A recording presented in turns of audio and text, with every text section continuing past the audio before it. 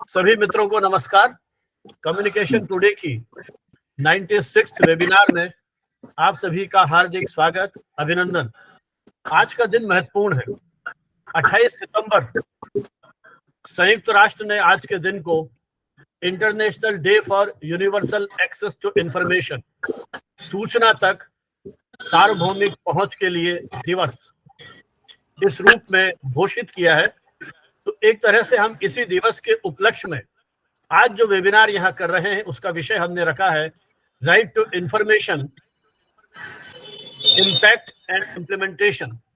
सूचना के अधिकार का अब तक क्या प्रभाव पड़ा है और किस तरह से उसकी क्रियान्विति हो रही है। हमारे साथ आज की इस चर्चा में देश के अनेक प्रबुद्ध, मैं यूं कहूं कि एक्टिविस्ट और एक्सपर्ट्स हमारे साथ जुड़े हैं जो इस विषय पर आपसे बातचीत करेंगे। उनका व्यापक अनुभव इस क्षेत्र में रहा है। हमारे साथ हैं डॉक्टर कुलबीर छिक्कारा, तो हरियाणा राज्य सूचना आयोग के सदस्य हैं।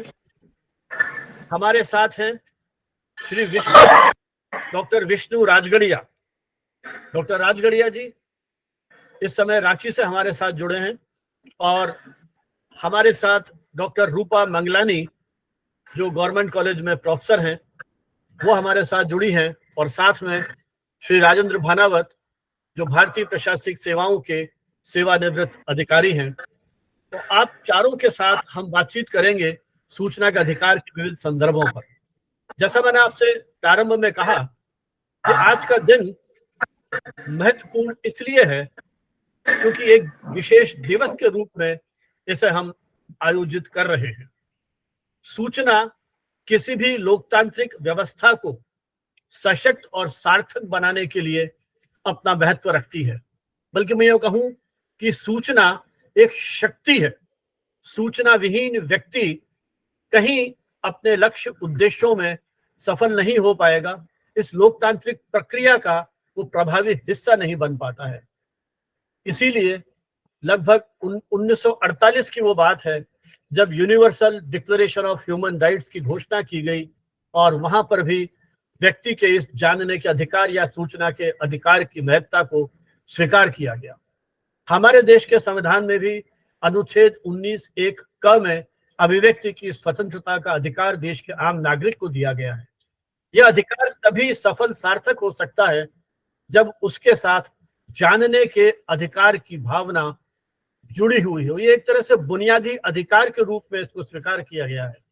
अमेरिका के राष्ट्रपति जेफरसन ने कहा था, सूचना लोकतंत्र की मुद्रा होती है एवं किसी भी जीवंत समाज के उद्भव और विकास में अपनी महत्वपूर्ण भूमिका का निर्वाह करती है। तो कहने का मतलब ये कि पृष्ठभूमि में वैश्विक स्तर पर हमने सूचनाओं के इस महत्व को स्वीकार किया है और ये कोशिश की है कि आम आदमी की पहुंच वहां तक हो। इस तरह के अधिकार के पीछे मूल भावना है अपने देश के नागरिकों को सशक्त बनाना, सरकारी कार्यों में पारदर्शिता लाने के प्रयास करना, भ्रष्टाचार को नियंत्रित करने के प्रयत्न करना और सरकार को जवाबदेह बनाना। जो नीति निर्माता हैं जिन पर उनकी क्रियान्विति की जिम्मेदारी है, उनको भी हम कहीं जवाबदेह बनाएं। संयोग से इस आंदोलन की शुरुआत राजस्थान से होती है। उस समय के आरटीआई एक्टिविस्ट जिन्होंने क्षेत्र में काम किया, जब मैं राजस्थान विश्वविद्यालय में सेवारत था, उस समय हमारे कुछ आयोजनों में ये लोग सम्मिलित हुए थे, जिसमें अरविंद केजरीवाल जी और निखिल डे जैसे प्रख्यात एक्टिविस्ट जिन्होंने उस दौर में काम किया था, वो हमारे इन आयोजनों में सम्मिलित हुए थे। और हमने इवन अरुणा राय जी भी हमारे इस आयोजन से जुड़ी थी। ये मील के पत्थर थे जिन्होंने उस समय काम किया था। और इसी का परिणाम रहा कि कालांतर में राष्ट्रीय स्तर पर 2005 में सूचना के अधिकार अधिनियम को लागू किया गया। लगभग 2 दशक का समय होने जा रहा है। 18 वर्ष हो चुके हैं इस कानून को क्रियान्वित किए हुए। समय पर संशोधन किए गए, कुछ संशोधनों का विरोध भी राष्ट्रीय स्तर पर किया गया। इसके पीछे मूल भावना यही रही कि नागरिक केंद्रित विकास को हम कहीं प्रोत्साहित कर सके। सरकारी स्तर पर कोई निर्णय लिया जाता है तो क्यों लिया जाता है, निर्णय नहीं लिया जाता है तो क्यों नहीं लिया जाता है, इसकी जानकारी आम जनता को होनी चाहिए, ताकि हम उस देश की जनता, आम आदमी को उस लोकतंत्र का कहीं एक हिस्सा बना सकें। पत्रकारों के लिए, मीडिया कर्मियों के लिए तो सूचना का अधिकार एक हथियार के रूप में काम आया है। आज देश के अनेक ऐसे प्रबुद्ध पत्रकार हैं जिन्होंने इस अधिनियम के सहारे अपनी खोजपूर्ण पत्रकारिता को भी एक तरह से उन्होंने उसको गति दी है और उसको क्रियान्वित करने में, उसमें इस अधिकार का उन्होंने भरपूर उपयोग किया है। हमारे सामने चुनौती यह है कि इस अधिकार की जानकारी कितने लोगों को है, आम आदमी इस कानून से कितना परिचित है। हालांकि पाठ्यक्रमों में, विशेषकर हमारे पत्रकारिता के पाठ्यक्रमों में जो मीडिया लॉस का पेपर है, उसमें आरटीआई, राइट टू इंफॉर्मेशन या सूचना का अधिकार की चर्चा की जाती है, लेकिन जिस तरह से सूचना दी जा रही है, आम आदमी उससे कितना संतुष्ट है। सरकारी स्तर पर इन अभिलेखों को, रिकॉर्ड को रखने की कितनी प्रभावी व्यवस्था है। सूचनाओं को उपलब्ध कराने के लिए या इवन सूचना आयोगों में किस तरह का स्टाफ है, वो पर्याप्त है या नहीं, और वो अपने उन उद्देश्यों की पूर्ति में कितना सक्षम, सफल हो पा रहे हैं। सूचना के अधिकार के साथ निजता का अधिकार, राइट टू प्राइवेसी भी जुड़ा हुआ है। ऑफिशियल सीक्रेट्स एक्ट 1923 उसको लेकर के भी कई बार एक टकराहट की स्थिति आती है। इंडियन एविडेंस एक्ट, बहुत सारे ऐसे अधिकार हैं जहां कहीं ना कहीं आपस में टकराहट होती है, लेकिन सबसे महत्वपूर्ण है व्यक्ति के निजता के अधिकार की रक्षा की जाए। इस अधिकार ने हमें बहुत ताकत दी है। मंत्रियों के विदेश दौरों के विवरण के बारे में, उनकी परिसंपत्तियों के बारे में, परीक्षा परिणाम में होने वाली धांधलियों के बारे में, जब से फाइल पर नोटिंग की जो हमको जानकारी मिलने लगी है, उसने भी कहीं ना कहीं सरकार पर एक अंकुश लगाने की कोशिश की है। अभी भी अनेक बाधाएं हैं। तो जैसा मैंने शुरू में कहा, आज हमारे साथ कुछ ऐसे विशेषज्ञ हैं जिन्होंने सूचना के अधिकार के इम्प्लीमेंटेशन के लिए और अपने प्रशासनिक कार्यों में उस कानून का उपयोग करने में उनके कई तरह के अनुभव रहे हैं। आज हम उनसे जानेंगे, उनके उन अनुभवों के बारे में साझा करेंगे, उनके उन अनुभवों को हम। सर्वप्रथम आमंत्रित कर रहा हूं डॉक्टर कुलबीर छिक्कारा जी को। जैसा मैंने शुरू में कहा, डॉक्टर छिक्कारा जी हरियाणा सूचना आयोग में स्टेट इंफॉर्मेशन कमिश्नर के रूप में इस समय काम कर रहे हैं। हरियाणा पब्लिक सर्विस कमीशन में भी आप रह चुके हैं। डॉक्टर कुलबीर ने दिल्ली यूनिवर्सिटी और आईआईटी दिल्ली से अपनी औपचारिक शिक्षा है वो पूरी की और अंग्रेजी साहित्य में आपने पीएचडी किया। उसके अलावा जर्नलिज्म का कोर्स भी किया और जर्नलिज्म में ही आप अपनी दूसरी पीएचडी के लिए इस समय काम कर रहे हैं। और इसी संदर्भ में मेरा उनके साथ पिछले कुछ महीनों से एक संवाद होता रहा है। कुरुक्षेत्र यूनिवर्सिटी के आप एलुमनाई रहे और दिल्ली यूनिवर्सिटी के आप एलुमनाई रहे। देश के अनेक प्रमुख विश्वविद्यालयों के जो बोर्ड ऑफ स्टडीज हैं उनके भी आप मेंबर रहे, वहाँ के रिसर्च कमेटीज के आप मेंबर रहे, विशेषकर इंग्लिश डिपार्टमेंट के। देश के अनेक क्षेत्रों में आपका जाना रहा है, अनेक शैक्षणिक प्रतिष्ठानों में आपने English literature, law, public administration, journalism, इन विषयों पर अध्यापकों के साथ, विद्यार्थियों के साथ, सिविल सर्वेंट्स के साथ, प्रोफेशनल के साथ लगातार इंटरेक्ट आप करते रहे हैं। आप Makhanlal Chaturvedi national university of journalism and communication जो है उसके भी एग्जीक्यूटिव काउंसिल के आप मेंबर रह चुके हैं। देश के अनेक संचार माध्यमों से आपका जुड़ाव रहा, प्रिंट, टेलीविजन और डिजिटल मीडिया, वहां पर भी आपने डिफरेंट जो प्रोमिनेंट एडिटोरियल पोजीशंस हैं उसमें आपने काम किया है। आप अनेक मीडिया संगठनों से भी सक्रिय रूप से जुड़े रहे हैं। कुछ प्रमुख जो मीडिया हाउस और एसोसिएशन हैं उसमें world association of newspaper WAN, WAN, world editors forum WEF, इनमें लगभग दशकों तक आप जुड़े रहे। आपने महत्वपूर्ण योगदान दिया पॉलिसी लेवल पर और एपेक्स मीडिया ऑर्गेनाइजेशन के साथ जुड़ करके, जिनमें Indian newspaper society, INS, audit bureau of circulation, advertising standards council of India, ASCI इत्यादि इत्यादि। इसी तरह से आप media research users council MRUC के 2 टर्म तक भी उनके बोर्ड में रहे हैं और ऑल इंडिया रेडियो, टेलीविजन आदि न्यूज चैनल्स में भी आप एक्सपर्ट्स के रूप में समय समय पर आते रहे हैं। आपको अपने पीएचडी के दौरान JRF, UGC की जो जूनियर रिसर्च फेलोशिप है वो भी दी गई और नेशनल मेरिट स्कॉलरशिप भी आपने अपने अध्ययन के दौरान प्राप्त की है। इसके अलावा एक एक्टिव स्पोर्ट्समैन के रूप में भी आपने इंटर यूनिवर्सिटी लेवल पर अपनी पहचान बनाई है। आपने अपनी यूनिवर्सिटी को स्टेट और नेशनल लेवल के कॉम्पिटिशन्स में रिप्रेजेंट किया है, और आप हरियाणा आर्चरी एसोसिएशन, जो हरियाणा ओलंपिक एसोसिएशन से एसोसिएटेड है, उसके भी आप प्रेसिडेंट रह चुके हैं। तो एक बहुआयामी व्यक्तित्व जिनका खेल, शिक्षा, सूचना के अधिकार और मीडिया, इन सब के साथ एक सक्रिय योगदान रहा है। मैं डॉक्टर कुलवीर को आमंत्रित करता हूं कि हरियाणा सूचना आयोग के एक मेंबर के रूप में और अपनी इस पूरी शैक्षिक यात्रा में जो कुछ अनुभव आपका इस अधिनियम के साथ रहा है, वो हमारे साथ आपको शेयर करें। Doctor Kulveer. Thank you so much, Professor Banawat ji. You have so well introduced the subject for everybody's consumption. I hope I have been given a time of 15 minutes, Professor. जी सर, जी। तो roughly I'll try to contain myself in that. और कोई इसमें कोई भाषा का कोई ऐसी बंदिश तो नहीं कि अंग्रेजी ही, हिंदी ही, या कोई ऐसा? जो कन्वीनियंट हो सर आपको, नो जो problem. I should be able to communicate. That is my first priority. Yeah. So I'll very quickly rush through, my observations, and I'll begin by saying that Professor Banawat has so aptly summed up the whole thing. मुझे नहीं लगता कि जितनी बढ़िया introduction इन्होंने दी है, हम सब या तो चीजें रिपीट करेंगे या उनको किसी न किसी तरीके से कलुषित करेंगे, तो मेरा भी प्रयास उसी श्रेणी में माना जाए। देखिए, प्रोफेसर साहब ने जैसे बताया, राइट टू इंफॉर्मेशन जो एक्ट है, राइट टू इंफॉर्मेशन जो है, ये it is a part of a bigger right which is called right to know. तो जानने के अधिकार का ही एक छोटा हिस्सा है जिसको हम सूचना का अधिकार मानते हैं। तो ये जैसा पहले बताया गया कि आर्टिकल 19(1)(a) में हमारे संविधान में है ये, तो 19(1)(a) है right to freedom of speech and expression. आप कहेंगे कि right to freedom of speech and expression, तो ये इंफॉर्मेशन का कहाँ से राइट आ गया? तो इसमें अंडरलाइन फिलॉसफी ये है कि आप अपना बोलने का अधिकार तो तभी एक्सरसाइज करेंगे ना जब आपके पास सूचना होगी, कहने के लिए कुछ होगा। तो अगर वो सूचना ही नहीं है तो आप right to speech and expression का राइट आपका मीनिंगलेस है। तो it is in this context कि ये right to information is a fundamental right. इसके साथ में वेरियस जुडिशियल प्रोनाउंसमेंट में ये भी है कि आर्टिकल 19(1)(a) के साथ साथ आर्टिकल 21 भी हमें, which is right to life.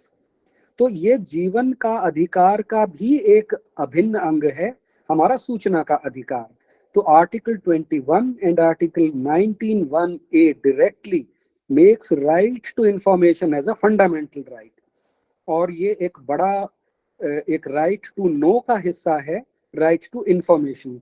तो दुनिया भर में जैसा कि हम जानते हैं कि 1766 से जो ये जर्नी शुरू हुई स्वीडन से, तो 1990 तक अलग अलग नाम से लगभग दुनिया के 14 देशों में सूचना के अधिकार से जुड़े हुए कानून थे। 1990 के बाद जैसे ही ग्लोबलाइजेशन की इंटेंसिटी पर्टिकुलरली डेवलपिंग कंट्रीज में बढ़ी, तो 2010 तक लगभग 84-85 देशों के अंदर ये अधिकार आ गया।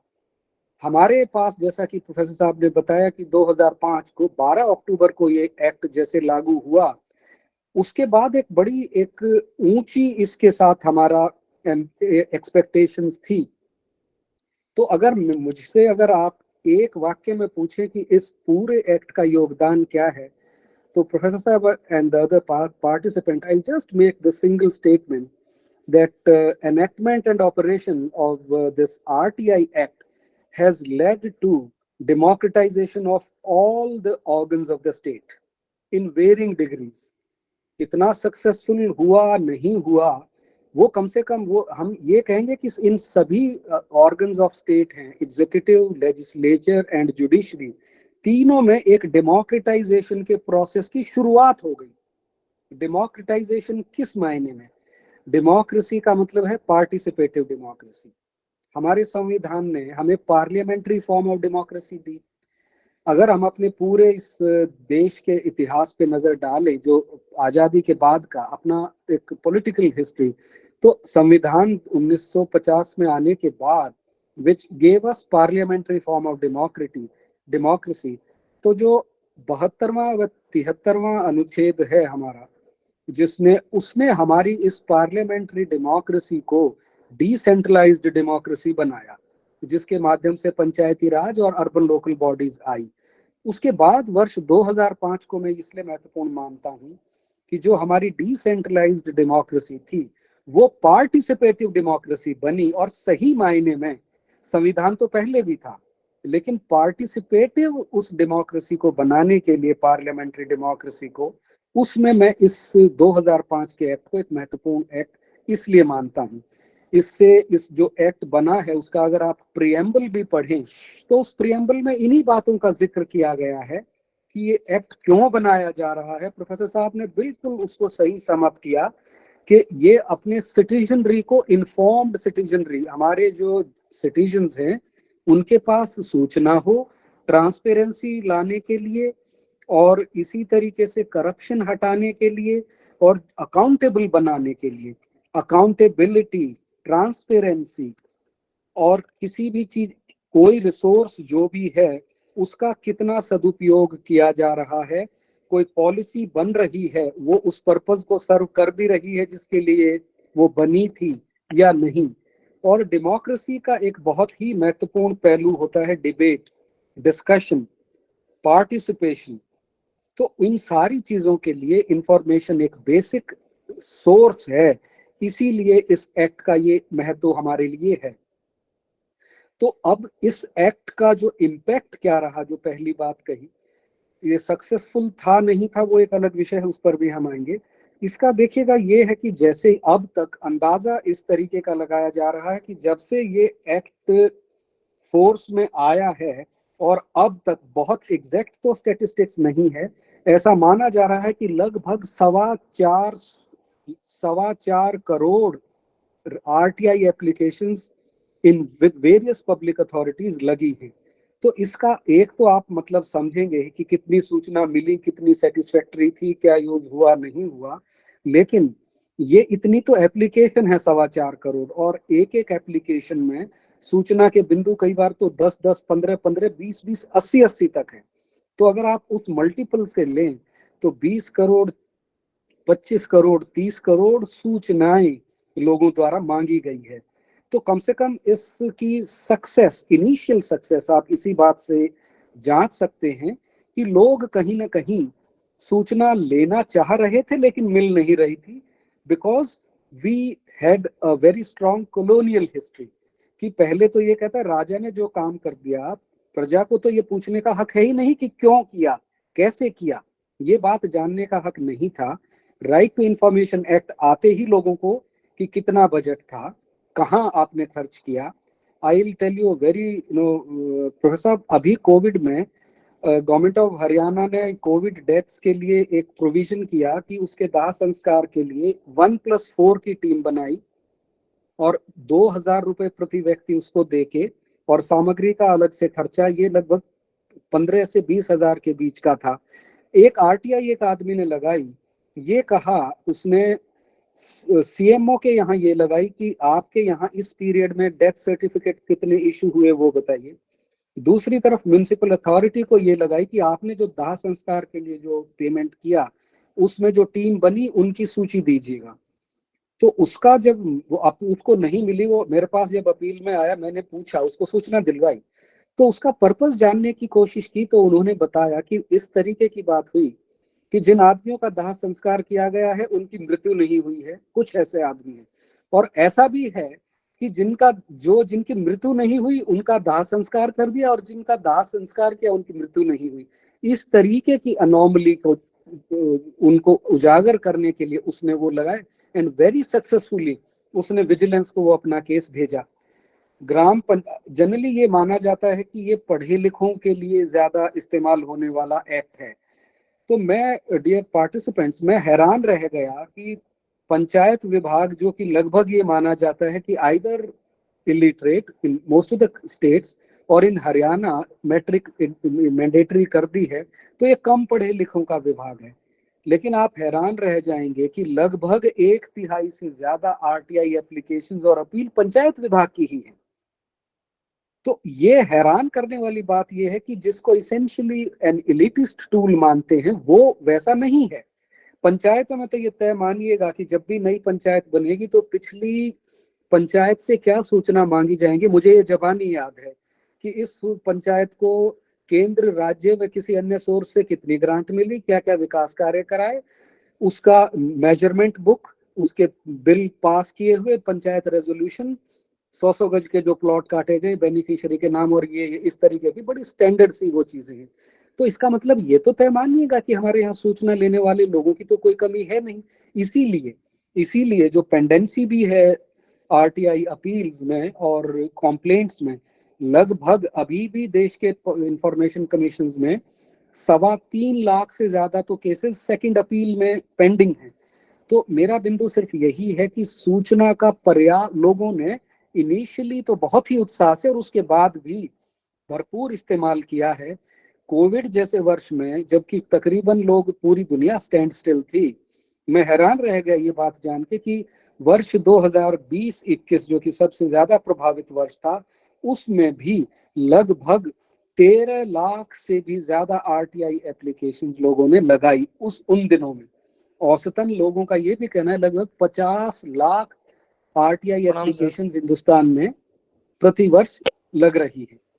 तो इसीलिए ये जो एक्ट है, लोगों ने इसका बिल्कुल एक पूरे तरीके से इस्तेमाल किया है।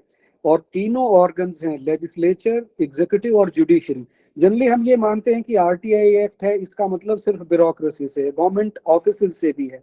ऐसा नहीं है। इस एक्ट का आप इवन सुप्रीम कोर्ट ने तो खुद को भी खोल दिया है उसके लिए। आप लेजिस्लेचर के अगेंस्ट या उनके जुड़े हुए मामले भी आप अपना ले सकते हैं, अपने सामने ला सकते हैं। तो इसका इम्पैक्ट, मैं ये कहूं कि प्रशासन पूरा पारदर्शी हो गया है, करप्शन खत्म हो गया है, अकाउंटेबिलिटी फिक्स हो गई है, तो बात सही नहीं रहेगी। लेकिन हमें कहीं तो शुरुआत करनी थी। उसके लिए इस एक्ट को कम से कम initially, I call it a good success, a good step forward. समस्या सिर्फ इस तरीके की रही थी कि जब कानून बनता है, दो तरह के कानून रहते हैं मेरी समझ में। एक तो इस तरीके के कानून जिसको समाज को बहुत एक मुखर रूप से जिन चीजों की आवश्यकता रहती है, for example anti dowry law, ये एक समाज की बड़ी मुखर आवश्यकता थी। और for example atrocities against scheduled caste and scheduled tribe, इसकी समाज आवश्यकता महसूस कर रहा था। उसका मिसयूज हुआ, प्रॉपर यूज नहीं हुआ, वो एक अलग बात है। तो राइट टू इंफॉर्मेशन अनफॉर्चुनेटली उस तरीके का एक्ट नहीं था जिसको समाज बहुत मुखर रूप से मांग रहा था। तो कुछ लोग ये भी कहते हैं कि जिस तरीके की इंडियन सोसाइटी है उसको प्री मैच्योर आपने ये हथियार दे दिया, इसलिए उनका इसका इस्तेमाल करना नहीं आया। इसीलिए professional RTI activist, blackmailers and उस तरीके के लोग इसमें घुस गए हैं। तो मेरा ये मानना है कि देखो, मिसयूज तो किसी भी एक्ट का हो सकता है। So you cannot throw the baby along with bath water. आपको एक किसी में कुछ कमी है तो आप उसके प्रोसीजरली उनको आप करेक्ट कीजिए। फॉर एग्जाम्पल ऐसे आदमी हैं जो एक महीने में 150, 200, एक यूनिवर्सिटी के प्रोफेसर ने एक महीने के अंदर लगभग 450 आरटीआई एप्लीकेशंस लगा रखी थी। जब उनके वाइस चांसलर से अनौपचारिक बात की गई तो उन्होंने उनका कहा कि आदमी पढ़ा भी रहा है, क्लास ले भी रहा है, एक आरटीआई तैयार करने में अगर आधा घंटा भी लगा तो क्या उसने इतने घंटे लगा दिए? तो इस तरीके के देखो, प्रोसीजरली चीजों को गवर्न एडमिनिस्टर करने की आवश्यकता है। एक्ट पर्याप्त रूप से इसने अपना एक पर्पस जो है वो बिल्कुल सही सर्व किया है। और इसने एक रिकैलिब्रेट किए हैं relationship between the governed and those who are governing them.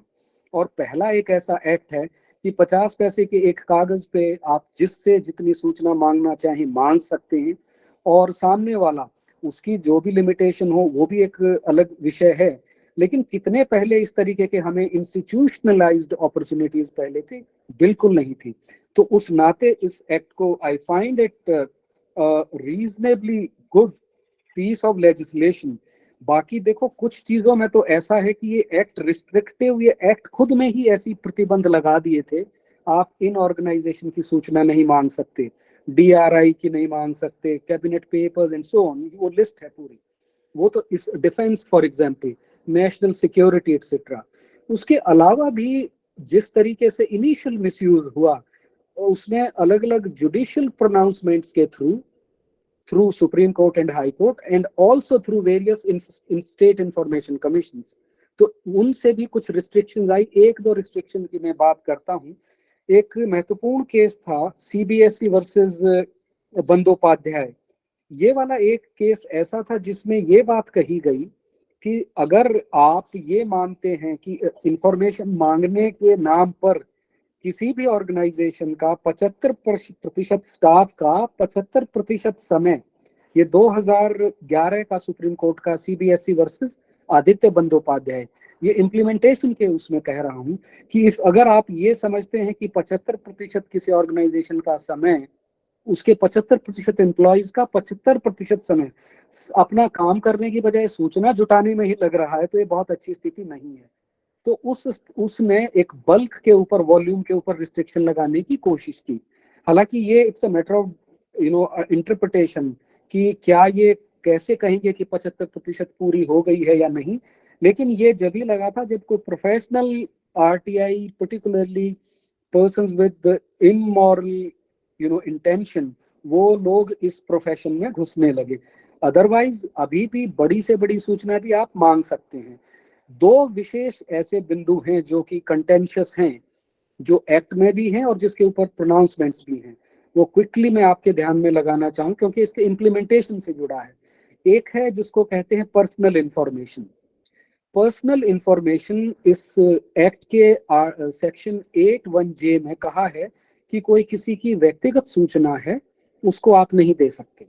लेकिन ये एक बंदिश ऐसी नहीं है जो कि ओमनीबस है, जिसको किसी भी हाल में नहीं। उसमें देखो, एक निजता का अधिकार और सूचना के अधिकार के बीच में क्लैश हमारे यहाँ भी है और वेस्ट में तो और ज्यादा है। कल ही जेएनयू में किसी विषय पर हम सेमिनार में बोल रहे थे, वेस्ट में तो right to privacy is very jealously guarded, वो बिल्कुल प्रिवेसी को बहुत सैक्रोसेंट मानते हैं।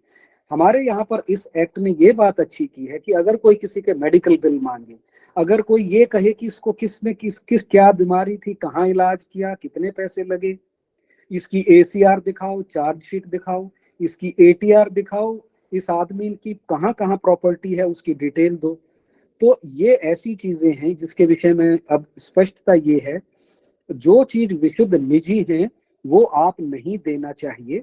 मेरे को क्या, मुझे क्या बीमारी है, ये किसी को जानने का कोई हक नहीं है।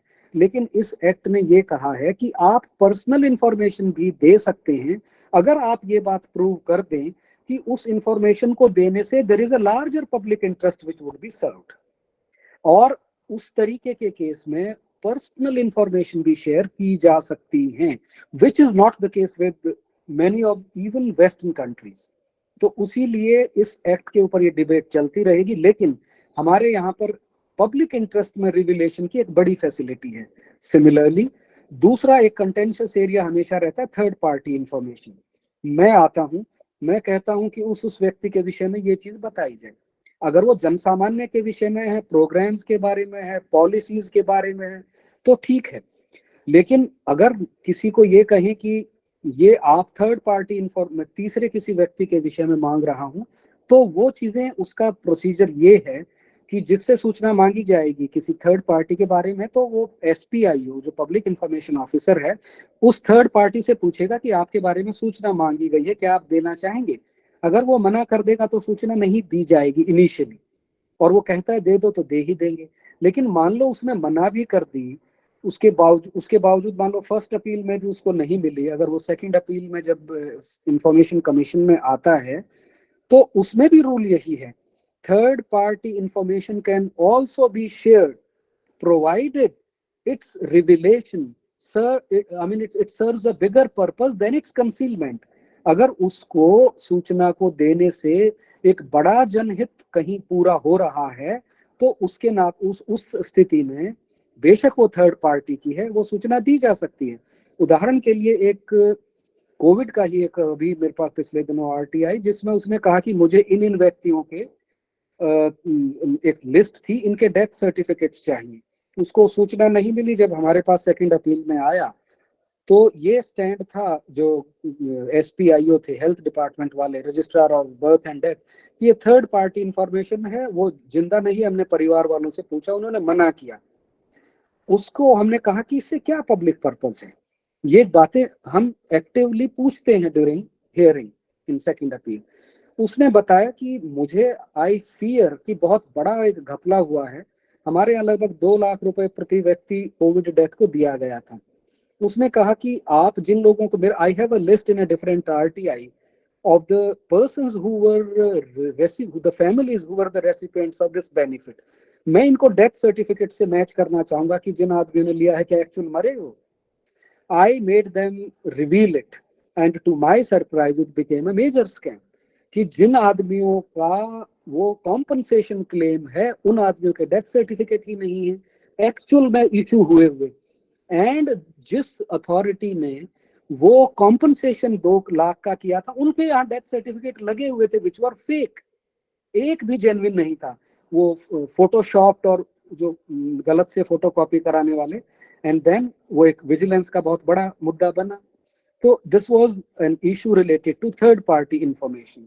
तो ये दोनों चीजों में इस एक्ट के इम्प्लीमेंटेशन में बहुत बड़ी दिक्कत नहीं आई। देखो ये तो चीजें चलती रहेंगी कि थर्ड पार्टी है, पर्सनल इंफॉर्मेशन है, ACR ले सकते हैं, नहीं ले सकते, और ये तमाम बातें। लेकिन मेरा अभी भी ये मानना है कि इस एक्ट ने हमें इस तरीके से एक ठीक उस दिशा में हमें आगे बढ़ाया है। बाकी अगर इम्प्लीमेंट, एक जो इशू, जो ग्रे एरिया मुझे हमेशा लगता है, प्रोफेसर साहब I hope I am not really crossing the time limit, वो ये है कि आप जानते ही होंगे कि किसी एक अथॉरिटी के सामने हम अपनी अपील लगाते हैं, इंफॉर्मेशन के लिए मांगते हैं, वो पब्लिक इंफॉर्मेशन ऑफिसर है, अगर उसे सूचना नहीं मिलती तो वो फर्स्ट अपीलेट अथॉरिटी, जो कि डिपार्टमेंट का कोई एक सीनियर अधिकारी है, उसको अपील करता है और उसको फर्स्ट अपीलेट अथॉरिटी बोलते हैं। और उसको भी वहां भी सूचना नहीं मिलती तो वो स्टेट इंफॉर्मेशन कमीशन या central information commission, which ever is the case, वो वहां पर आता है। इस केस में आजकल एक ये ट्रेंड ये बड़ा आ रहा है कि एक ऐसे अधिकारी को SPIO बना दो, इंफॉर्मेशन ऑफिसर। हालांकि ये क्लास 1 का होना जरूरी है और वो सारी बातें हैं, लेकिन कहते हैं जी हमारे पास ये स्टाफ नहीं है। अभी मुझे registrar of firms and societies में एक जगह का एक असिस्टेंट लेवल का एक आदमी को SPIO बना दिया, वहां पर अधिकारी उपलब्ध नहीं था, उसने कहा, तो मैंने कहा चलो। लेकिन ऐसी भी जगह है, क्योंकि इसमें इस एक्ट के अंदर पेनल्टी का provision is only on the SPIO which is a major lacuna. अब SPIO अगर कोई इंफॉर्मेशन नहीं मिलती तो मुझे कॉम्पनसेशन दिलवाना है, वो भी SPIO से दिलवाऊंगा, पेनल्टी लगानी है वो भी SPIO को पेनल्टी लगेगी, disciplinary action under service rule और वो सारी चीजें SPIO को। तो ऐसा एक इस तरीके की प्रवृत्ति चली है कि अपने डिपार्टमेंट में एक आदमी को स्पेयर कर लो पंचायती तरीके से कि भाई you have to bear the brunt of everybody, which is not healthy. तो वो फिर ऐसे ढीठ SPIO आते हैं कि जी मेरा तो काम ही है, हम तो चंदा उगा के चाहे पर्सनल दें, बट वी वोंट, मतलब जो है वो है। सो उसमें दूसरी बात ये कि जो फर्स्ट अपीलेट अथॉरिटी है उसके, वो जनरली चीजों को डिसाइड ही नहीं करते, उनके लिए एक टाइम लिमिट दिया हुआ होता है कि आप 45 दिन में फर्स्ट अपील डिसाइड करें। Either they will not decide और दे हैव साइक्लोस्टाइल्ड परफॉर्मेंस, वही कहते हैं कि इनको जो सूचना मांगी गई है परमिसिबल इंफॉर्मेशन में be given to him and so on, वो उसकी स्क्रूटनी नहीं करते। उसकी समस्या ये होती है, एक जो फर्स्ट अपील के तौर पे जो सूचना मिलनी थी या नहीं मिलनी थी उसका जो निर्णय हो सकता था, वो ना होने की वजह से वो आदमी सेकंड अपील में जाते हैं, तो state information commission are overburden. तो अब हम फर्स्ट अपीलेट अथॉरिटी को पेनलाइज नहीं कर सकते, उसका हमने हालांकि रास्ता निकालना शुरू किया है। We write to the head of the department saying that you have an inefficient first appellate authority whose efficiency has led to not only delaying and denial of information to the information seeker, it has also wasted the resources of the State Public Service Commission. हमारे यहाँ पर अभी आप देखिएगा ना, जब 3.25 lakh pending appeal और complaints हैं अलग अलग जगह, जिसमें से 1.25 लाख के करीब तो सेंट्रल इंफॉर्मेशन कमीशन की है। तो उस स्थिति में ये एक अच्छी, वो अगर फर्स्ट अपीलेट अथॉरिटी अपना काम सही करती है तो निश्चित रूप से एक समय पे इंफॉर्मेशन सीकर को मिलेगी, एंड स्टेट इंफॉर्मेशन कमीशन और central information commission they not be overburden. एक with one of the last submissions में आपको एक ध्यान में ये बात लाना चाहूंगा सभी पैनलिस्ट्स के, कि इस एक्ट ने एक बढ़िया काम ये किया है कि जो ऑर्डर्स हैं ऑफ स्टेट इंफॉर्मेशन कमीशन और central information commission, they are final, they are non appealable. ये बड़ा एक यूनिक फीचर है। सामान्यतः तो आप मानेंगे कि हाई कोर्ट के ऑर्डर्स भी अपीलेबल होते हैं to the supreme court, but here is one body जिसके आदेशों को आप किसी भी कोर्ट में और जिसके अगेंस्ट आप किसी भी कोर्ट में अपील में नहीं जा सकते। अपील में उस डिसीजन को in by way of an appeal you can't go. There is a restriction on the appellate jurisdiction of High Court and Supreme Court both. लेकिन under writ jurisdiction, one is appellate jurisdiction which is not permitted, but in writ jurisdiction जो आप 5 तरह की writs हैं, मंडामस for example command के लिए, या कोई आदमी जो मान लो स्टेट इंफॉर्मेशन कमीशन का कोई ऑर्डर है, उसको आदमी उस ऑर्डर को नहीं चैलेंज करेगा, वो ये कहेगा कि जी मेरे ऊपर इन्होंने पेनल्टी लगाई, I was not given the opportunity of being heard, मुझे नेचुरल जस्टिस नहीं किया गया, मेरा रिप्लाई नहीं इन्होंने देखा, एंड सो ऑन। तो उस तरीके से जनरली ये भी बहुत बड़ी बात है कि वो अपीलेबल नहीं है और रिट जुरिस्डिक्शन में जा रहे हैं, एंड हाई कोर्ट और the supreme court invariably refers in case it finds substance, वो जनरली उसको वापस उसी कमीशन में भेजता है कि इनका ये सबमिशन है, आप अपना वो कंसिडर कीजिए। So I think I should end by saying that right to information essentially it has made a good beginning in democratizing all the organs of the state. जो deficiencies हैं वो by way of procedural improvement आप अपना कर सकते हैं.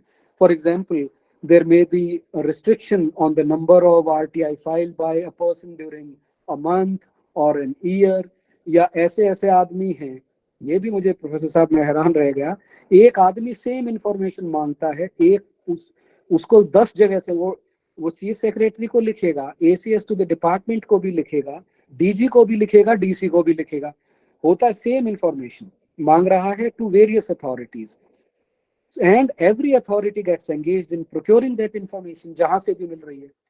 This is one. Seeking same information from multiple sources, and also वो आदमी एक इंफॉर्मेशन को आज भी मांग रहा है, 4 दिन बाद भी मांगेगा. वो फिर ये करते हैं लोग कि हम देखते हैं कि कॉन्ट्राडिक्शंस क्या हैं इनकी इंफॉर्मेशन में, is it the same. And also आदमी जैसे अब ये आया कुछ जगह, पंजाब फॉर एग्जांपल, उन्होंने कुछ लोगों को ब्लैक लिस्ट किया, those who were found to be blackmailers.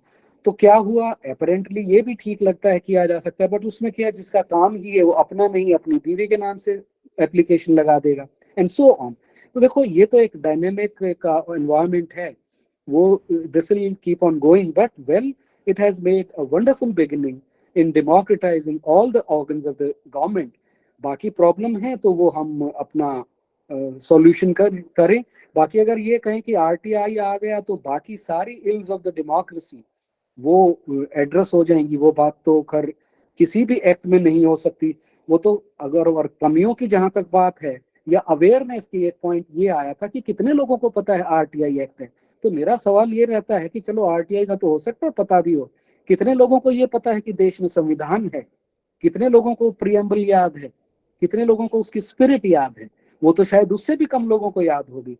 तो does it mean we should reject or abandon Constitution as a document which guides our socio-political economic life? For sure no. तो इसी हाँ, ये मेरा एक भय जरूर रहता है प्रोफेसर भानावत की, देखो ये एक हमें right to information, right to know जो दे रहे हैं, ये कहीं ऐसा ना हो जाए, ये हमारा फंडामेंटल राइट भी है. It has been acknowledged. In fact 1975 में राजनारायण का जो सुप्रीम कोर्ट का केस इंदिरा गांधी के केस में आया था, उसमें बड़ा कैटेगोरिकली पहली बार कहा था कि right to information is a fundamental right.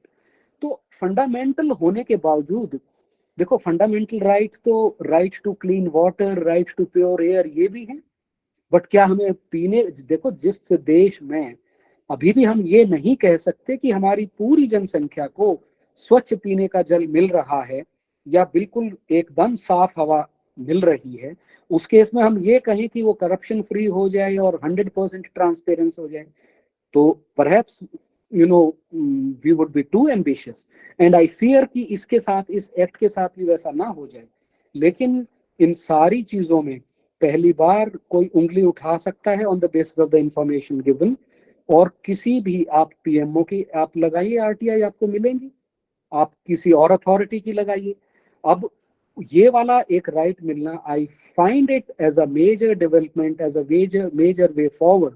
बाकी जिस जिस तरीके से ये जो मेरी ऑब्जर्वेशन थी कि perhaps it came slightly early in the day, citizenry wasn't as mature to handle it as an enabling piece of legislation. वो जैसे जैसे हम और मैच्योर होंगे, इसका और प्रॉफिटेबल यूज करेंगे, और जो ये so called professional RTI activist और blackmailers, obviously they'll be pushed to the sideline. I'm really thankful to Professor Saab and rest of the panelists for giving me such a patient audience. Thank you so much. चलिए, बहुत बहुत धन्यवाद doctor Kulveer जी। आपने अपने उन अनुभवों के आधार पर अनेक उदाहरण देते हुए सूचना के अधिकार अधिनियम के बहुत सारी व्यावहारिक चुनौतियों के संदर्भ में जानकारी दी, और ये महत्वपूर्ण बात है कि लगभग 4.25 करोड़ एप्लीकेशंस के माध्यम से लगभग 30 करोड़ प्रश्न आम आदमी विभिन्न संस्थाओं से पूछ रहा है। मैं तो सोच रहा था कि शायद हमारी संसद और विधानसभाओं में भी इतने सवाल नहीं पूछे जाते होंगे जो पब्लिक की ग्रीवेंसेस और चुनौतियां हैं। तो निश्चय ही उन सारी चुनौतियों के बीच ये अधिकार उन लोकतांत्रिक प्रक्रियाओं को शुरू करने में एक तरह से वरदान साबित हुआ है, और जैसे जैसे मैच्योरिटी आएगी, परिपक्वता आएगी देश की आम जनता में, कहीं इसकी प्रभावशीलता को हम और अधिक प्रभावी ढंग से देख और समझ पाएंगे। चलिए, अब हम आमंत्रित करते हैं बिल्कुल जैसे कहते हैं कि ग्रासरूट लेवल पर जिन लोगों ने काम किया, उनके एक प्रतिनिधि के रूप में डॉक्टर विष्णु राजगढ़िया जी को। संयोग से डॉक्टर विष्णु राजगढ़िया से मैं आरटीआई पर आयोजित कुछ सेमिनार्स में देश के अलग अलग अंचलों में, विशेषकर गोवा में 2-3 बार आपसे मुलाकात हुई थी, लगभग 1.5 दशक पहले जब आयोजन किया गया था। तो अनायास ही बीच में बहुत लंबा गैप आ गया था संवाद में, एक बार पुनः शुरुआत हुई, और उन्होंने जानने के अधिकार पर बहुत काम किया है अखबारों में रहते हुए, और उस पर आपने एक पुस्तक भी लिखी है। डॉक्टर राजगढ़िया वर्तमान में एक फ्रीलांस जर्नलिस्ट हैं, झारखंड सरकार है वहां से एक्रेडिटेड जर्नलिस्ट हैं, और इस समय डेवलपमेंट और कम्युनिकेशन से रिलेटेड जो मुद्दे हैं उस पर आप निरंतर लिख रहे हैं।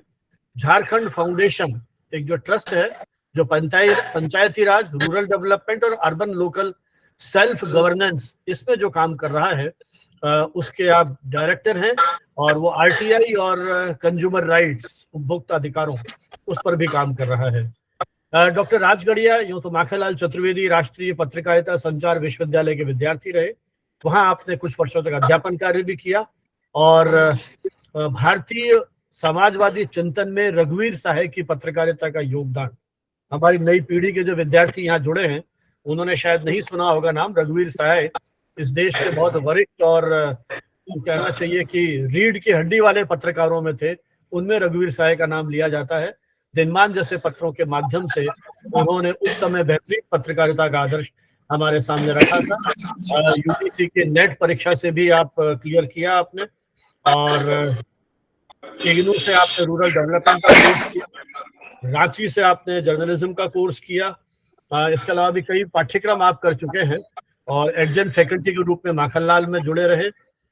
Jharkhand skill development mission society, इसके कम्युनिकेशन हेड रहे। झारखंड पंचायती वुमेन रिसोर्स सेंटर, इसके स्टेट कोऑर्डिनेटर रहे।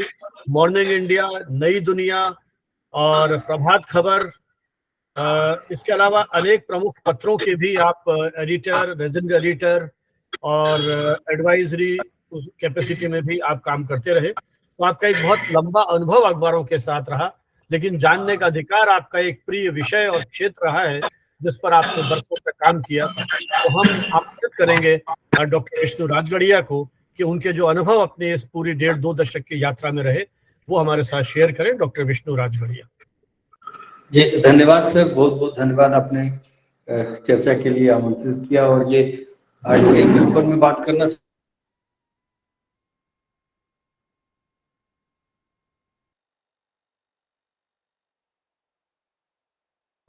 सर कुछ नेटवर्क प्रॉब्लम आ गई है लगता है।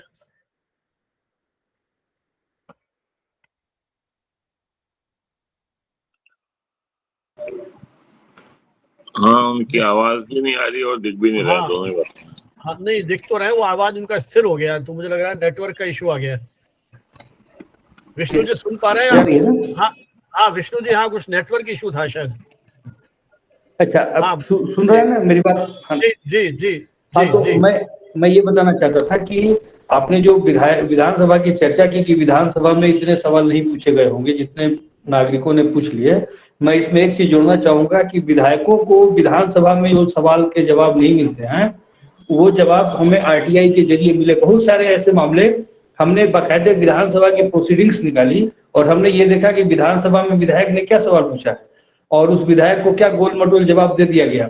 लेकिन उसकी जब हमने आरटीआई में जब उसकी कायदे से फाइल मांगी तो पूरी की पूरी फाइल हमें मिल गई। तो आपने सही कहा कि जो आरटीआई का जो ग्रासरूट का जो अनुभव है वो बहुत दिलचस्प है। जिस समय में आरटीआई का जब एक्ट आया था तो आपने अरविंद केजरीवाल की चर्चा की।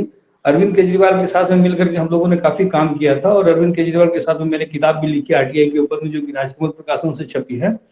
तो उस समय में एक कैंपेन चला गया था, घूस को घूसा, ड्राइव अगेंस्ट ब्राइव, और ये पूरे देश में करीब 50 सेंटर्स के ऊपर में चला था। तो ये झारखंड में हम लोगों ने चलाया था, काफी जबरदस्त था। तो जो मैं मोटे तौर पर 3 पार्ट में इसको डिवाइड करना चाहूंगा कि आरटीआई का उपयोग किस तरह से हुआ। आरटीआई का इम्पैक्ट बड़ा जबरदस्त। आरटीआई ने भारत का जो लोकतंत्र है, भारत का जो संविधान है, इसको एक नई दिशा दी, एक नई जान दी। और भारत के संविधान का इसने एक तरह से एक्सटेंशन किया, नागरिकों के अधिकारों का, लोकतंत्र का एक्सटेंशन है आरटीआई एक्ट। क्योंकि आजादी के बाद की अगर कोई दूसरी सबसे बड़ी अगर घटना किसी चीज को हम कर सकते हैं तो वो है आरटीआई एक्ट का बनना। क्योंकि इसके पहले नागरिकों के पास में कोई अधिकार नहीं थे। नागरिक अपनी बात को किस तरह से कहे, कहाँ कहे, नागरिक की बात को कौन सुनेगा, नागरिक अपने सवाल का जो जवाब कहाँ से मांगेगा, इस चीज को लेकर के कोई सिस्टम नहीं था। लेकिन आरटीआई ने ये चीज दी।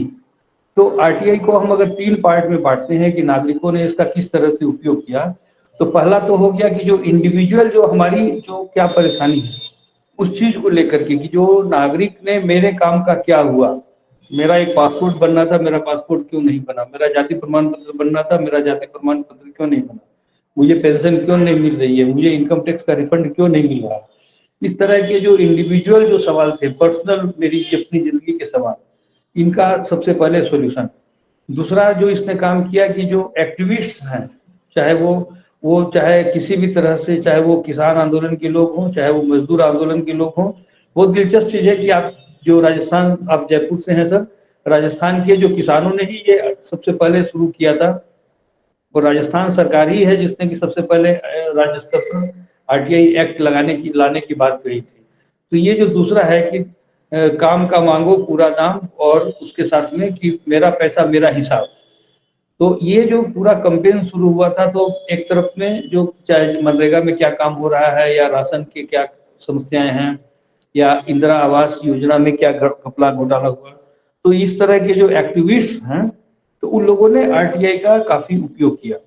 और तीसरा इसका जो बड़ा सदुपयोग हुआ वो है पत्रकारों के द्वारा, कि बड़ी संख्या में देश के पत्रकारों ने आरटीआई के जरिए अपनी इंफॉर्मेशन लेने के लिए, न्यूज लेने के लिए, तो न्यूज का जो इतना बढ़िया सोर्स है आरटीआई, जैसे जो दूसरे जो सोर्स हुआ करते हैं, जो ट्रेडिशनल सोर्सेस हैं, अभी तक हम लोग जब पत्रकारिता करते रहे तो पत्रकारिता में हमारे पास में सोर्स के नाम पर क्या था कि कोई एक अधिकारी या कोई एक मंत्री या कोई एक नेता, वो आपको कोई किसी एक फाइल का, एक 40 पन्ने की फाइल है, 40 पेज की फाइल है, उस 40 पेज की फाइल में से कोई एक पेज आपके हाथ में पकड़ा देगा, आपको मिसयूज करेगा, आपको अपने एजेंडे के ऊपर में आपको नचाएगा। आप अपने से, आपके पास में किसी भी सरकारी फाइल तक आपकी एक्सेस नहीं है, इसलिए आप पूरा सच आप नहीं जानते हैं। आपको ये पता नहीं चल पाता है कि आप किसके एजेंडे पर, किसके जरिए यूज किए जा रहे हैं। आपके जो सो कॉल्ड जो रिसोर्सेस हैं, कि आपको किसी रिसोर्स ने, आप जो कहते हैं ना कि एक नाम न छापने की शर्त पर एक अज्ञात एक सूत्र ने बताया, तो वो जो आपको अनकोट जो सूत्र थे, उस सूत्र पर आपकी डिपेंडेंसी नहीं रही। उसके बदले आप किसी भी चीज की फाइल को आप डायरेक्ट एक्सेस कर सकते हैं और उस फाइल को निकाल करके आप आरटीआई के जरिए पूरी सूचना निकाल सकते हैं। तो मैं दो तीन कुछ बहुत दिलचस्प एग्जाम्पल देना चाहूंगा कि आरटीआई ने क्या कमाल किया। आरटीआई का जो अभी तक का जो सफर रहा 18 साल का, सबसे पहला काम तो इसने ये किया कि जो मनमोहन सिंह सरकार इसको लेकर के आई, उस सरकार को सबसे ज्यादा अगर परेशानी हुई किसी चीज से तो वो है आरटीआई के कारण।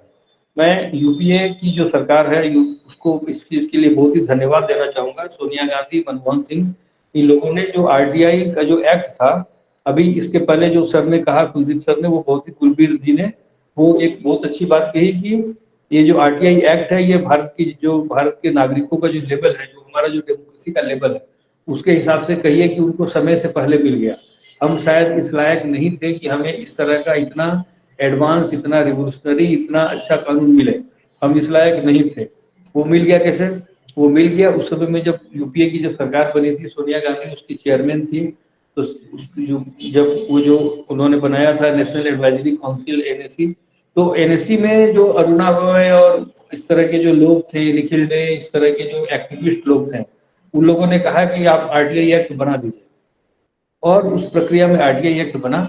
और जब आरटीआई एक्ट, ये जो पहला कानून है भारत का जो कि एक्टिविस्ट लोगों के द्वारा लिखा गया और बहुत ही खूबसूरत कानून था, तो इस कानून को जब वो गया वहां पर मनमोहन सिंह के पास, जब अपने मिनिस्टर्स के पास और ऑफिसर्स के पास में, तो ऑफिसर्स ने उसमें बहुत सारे संशोधन कर दिए, ये नहीं चलेगा, वो नहीं चलेगा। तो जब ये कार्यकर्ताओं को पता चला, जब अरुणा रॉय और इन लोगों ने, इन्होंने कहा कि नहीं, हमें ये कानून नहीं चाहिए, हमें, तो तब सोनिया जी ने कहा कि नहीं, जो ओरिजिनल कानून है वो पास होना चाहिए। और इस प्रक्रिया में ये इतना खूबसूरत, इतना शानदार कानून पास हुआ। तो इस कानून के पास होने का नतीजा क्या हुआ? इस कानून के पास होने का नतीजा ये हुआ कि सेंट्रल गवर्नमेंट के जितने डिपार्टमेंट्स हैं, उन सारे डिपार्टमेंट के ऊपर में लोगों ने आरटीआई लगा करके, और सारे जितने घपले घोटाले आप देखेंगे कि 2012, 13, 14 का जो मनमोहन सिंह का जो सेकंड वाला जो फेज था, उस फेज में जो अचानक इतना ज्यादा जो करप्शन का जो हल्ला हुआ, वो जो पूरा करप्शन का हल्ला हुआ, उसके पीछे वजह थी आरटीआई कि आरटीआई के जरिए वो सारा उनका जो सही था गलत था अपनी जगह के ऊपर। तो पहली चीज तो यह है कि आरटीआई ने उस तरह से एक बड़े लेवल पर, संस्थागत लेवल पर, बड़े स्तर पर होने वाले करप्शन को उजागर किया, और उसका नतीजा ये हुआ कि सरकारी जो संस्थान है उनमें काफी पारदर्शिता आई। बहुत सारे जो डिपार्टमेंट्स हैं जिनमें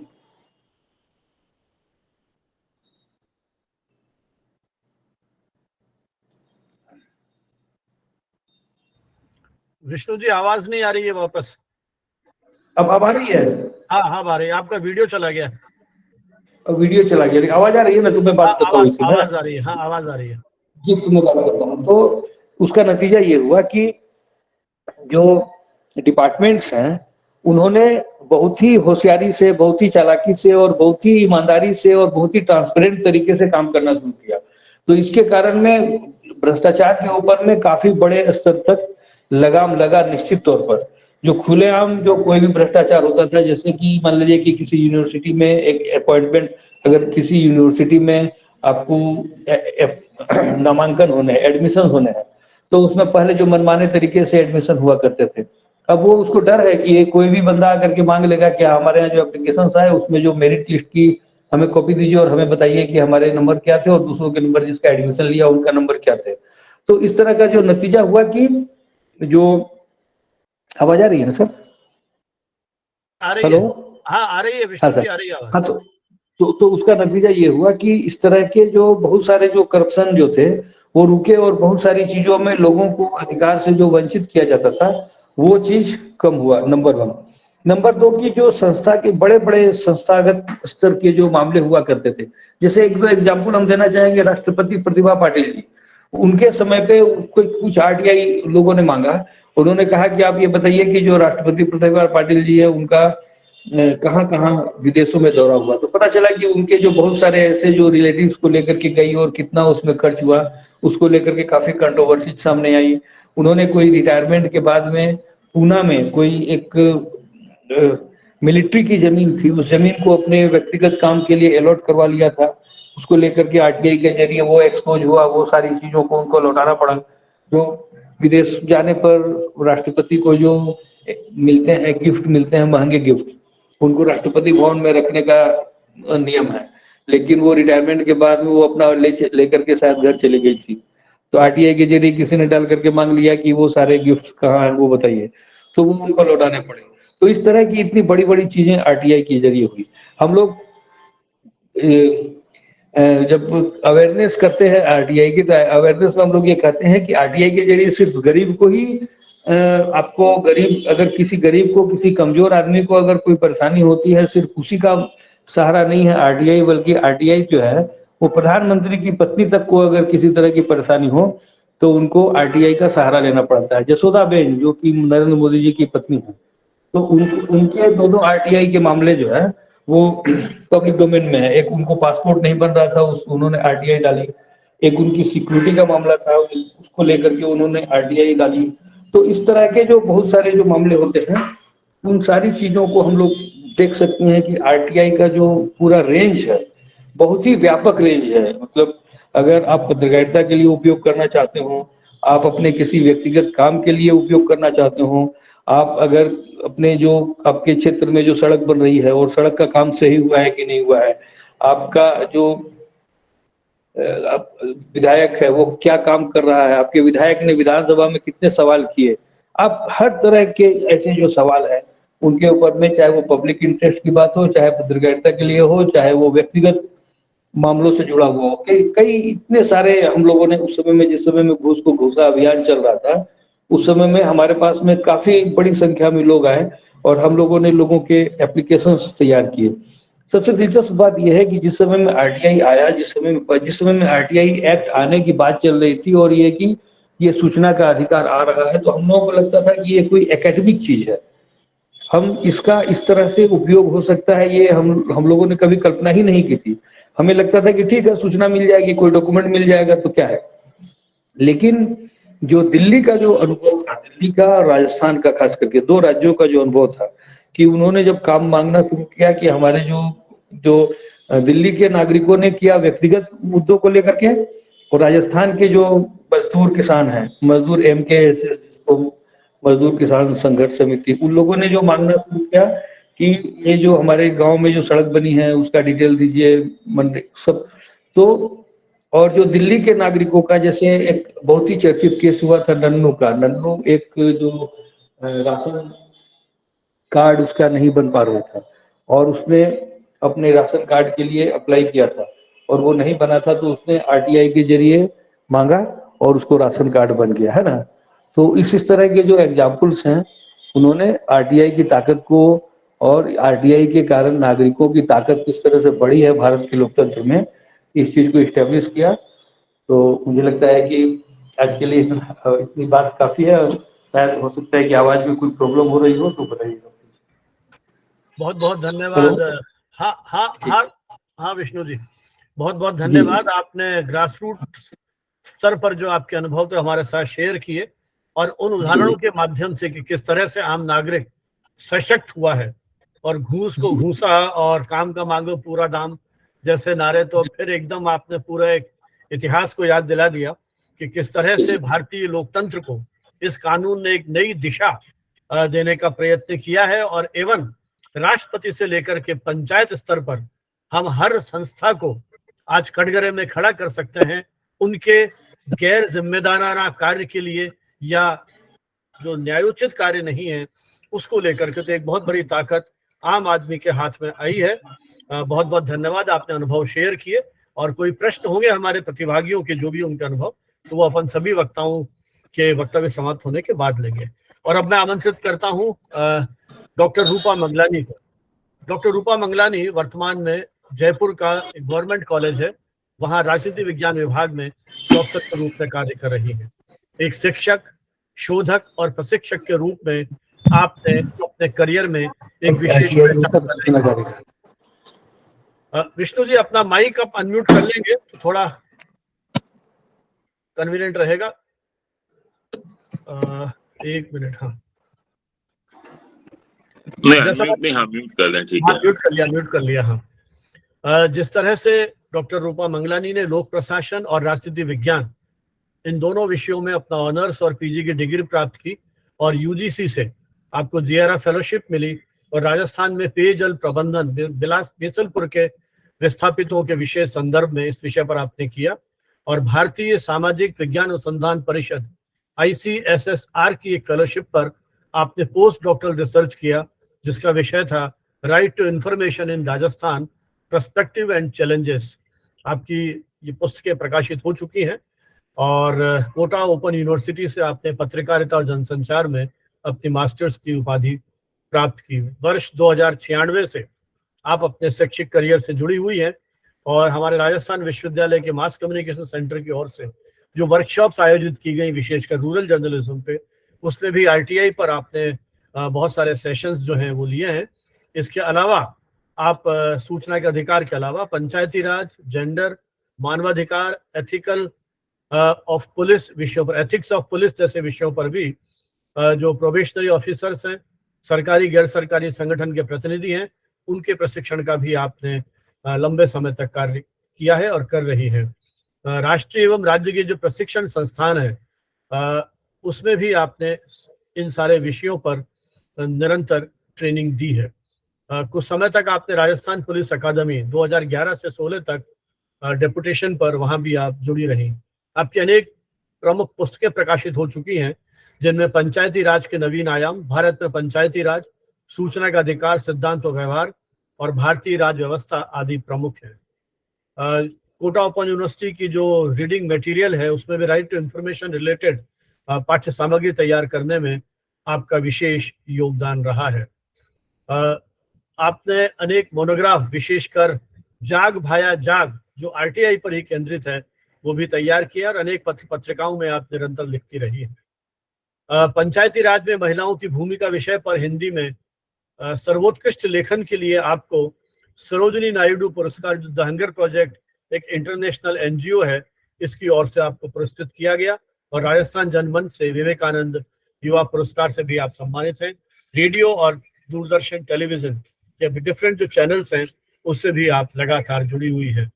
प्रोफेसर रूपा मंगलानी से मैं अनुरोध करूंगा कि वे जो अपने अनुभव है शोध अनुसंधान के वो हमारे साथ साझा करें। डॉक्टर रूपा मंगलानी, माइक अनम्यूट कीजिए आप। रूपा जी, माइक आवाज नहीं आ रही है, माइक आपका।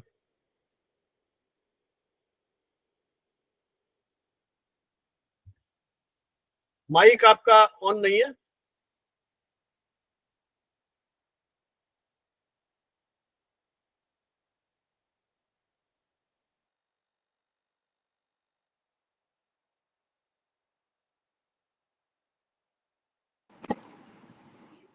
अरे इनसे कहिए माइक अपना अनम्यूट करें। वो अभी आपका भी, संजीव जी आपका भी म्यूट है, तो आपकी आवाज भी नहीं आ रही अब तो।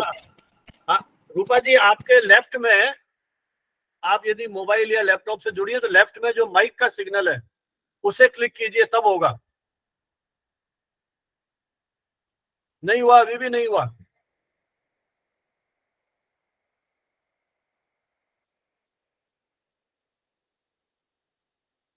आप यदि लैपटॉप में हैं तो आप, हाँ अब ठीक है, अब ठीक है। सुन पा रहे हैं? हाँ सर, हाँ, नमस्ते सर।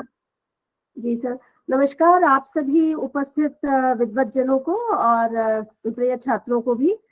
मेरे सारे परिचयों में एक सबसे महत्वपूर्ण परिचय ये है कि मैं प्रोफेसर संजीव भानावत सर की स्टूडेंट हूँ, और मुझे पत्रकारिता का कहरा उन्होंने ही सिखाया और लिखना भी सिखाया।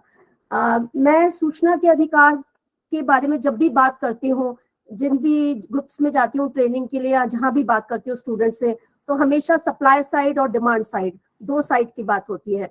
एक वो होते हैं जो सूचना देते हैं, सूचना प्रदाता है, लोग सूचना अधिकारी हैं, और एक वो है जो सूचना के अधिकार के आवेदक हैं, जिनको की सरकारी भाषा में पिटिशनर कहा जाता है। तो मेरा ये मानना है कि इन दो के बीच में भी एक तीसरा वर्ग है, वो वर्ग है जो सुबह ऑफिस टाइम के बाद वो एक सिटीजन है, और वो जब 10 से 5 तक सरकारी महकमे में बैठता है और बाहर आता है तो वो एक नागरिक के रूप में सूचनाएं लेता है। तो मेरा ये अनुभव था कि एक ट्रेनिंग के दौरान एक ऑफिसर्स बहुत नाराज थे RTI से। उन्होंने कहा ये क्या आ गया, अब सिटीजन हमको जो है वो पूछने आएगा, हमको सिटीजन को बताना पड़ेगा, अब हम सिटीजन के लिए पुलिस ऑफिसर अपॉइंट करेंगे जो उसकी रक्षा करेगा। तो जब चाय का समय हुआ तो उन्हीं ऑफिसर ने कहा कि ऐसा है, एम्स में मुझे एक RTI एप्लीकेशन लगानी है, तो आप क्या मदद करेंगे क्या? तो मेरा ये कहना है कि ये जो हमने ये मोटा मोटा अंतर रखा है, इस अंतर को कहीं ना कहीं भूलना होगा, क्योंकि अब हम 12 अक्टूबर 2005 के बाद 2023 में हैं, 18 साल हो चुके हैं। और मैं ये बताना चाहती हूँ कि दुनिया के मजबूत सूचना के अधिकार कानूनों में हमारे कानून की पहचान है। और जहां तक इम्प्लीमेंटेशन का सवाल है, तो इम्प्लीमेंटेशन में हम भले ही कानून के रूप में हम 6ठे नंबर पे आते हो, लेकिन इम्प्लीमेंटेशन में हम पहले या दूसरे या तीसरे नंबर पे आते हैं, क्योंकि 140 करोड़ का जो जन समुदाय है, व्यापक जन समुदाय है, जो सूचना के अधिकार से को लगा रहा है बकायदा, और जिसने पासपोर्ट और स्कूल और तमाम ऐसे मुद्दे जो कि उसके जीवन के साथ जुड़े हैं, जो सप्लाई साइड और डिमांड साइड है, दोनों ही इसका यूज करते हैं और बड़े राहत प्राप्त करते हैं और बड़ा खुश होके कहते हैं जी सूचना मिल गई हमको और हमारा काम हो गया। लेकिन दिक्कत वहां होती है जहां बाड़मेर की पंचायत में, ग्राम पंचायत में एक व्यक्ति ने आरटीआई एप्लीकेशन लगाई, क्योंकि मेरा रूरल सेक्टर में ज्यादा काम है,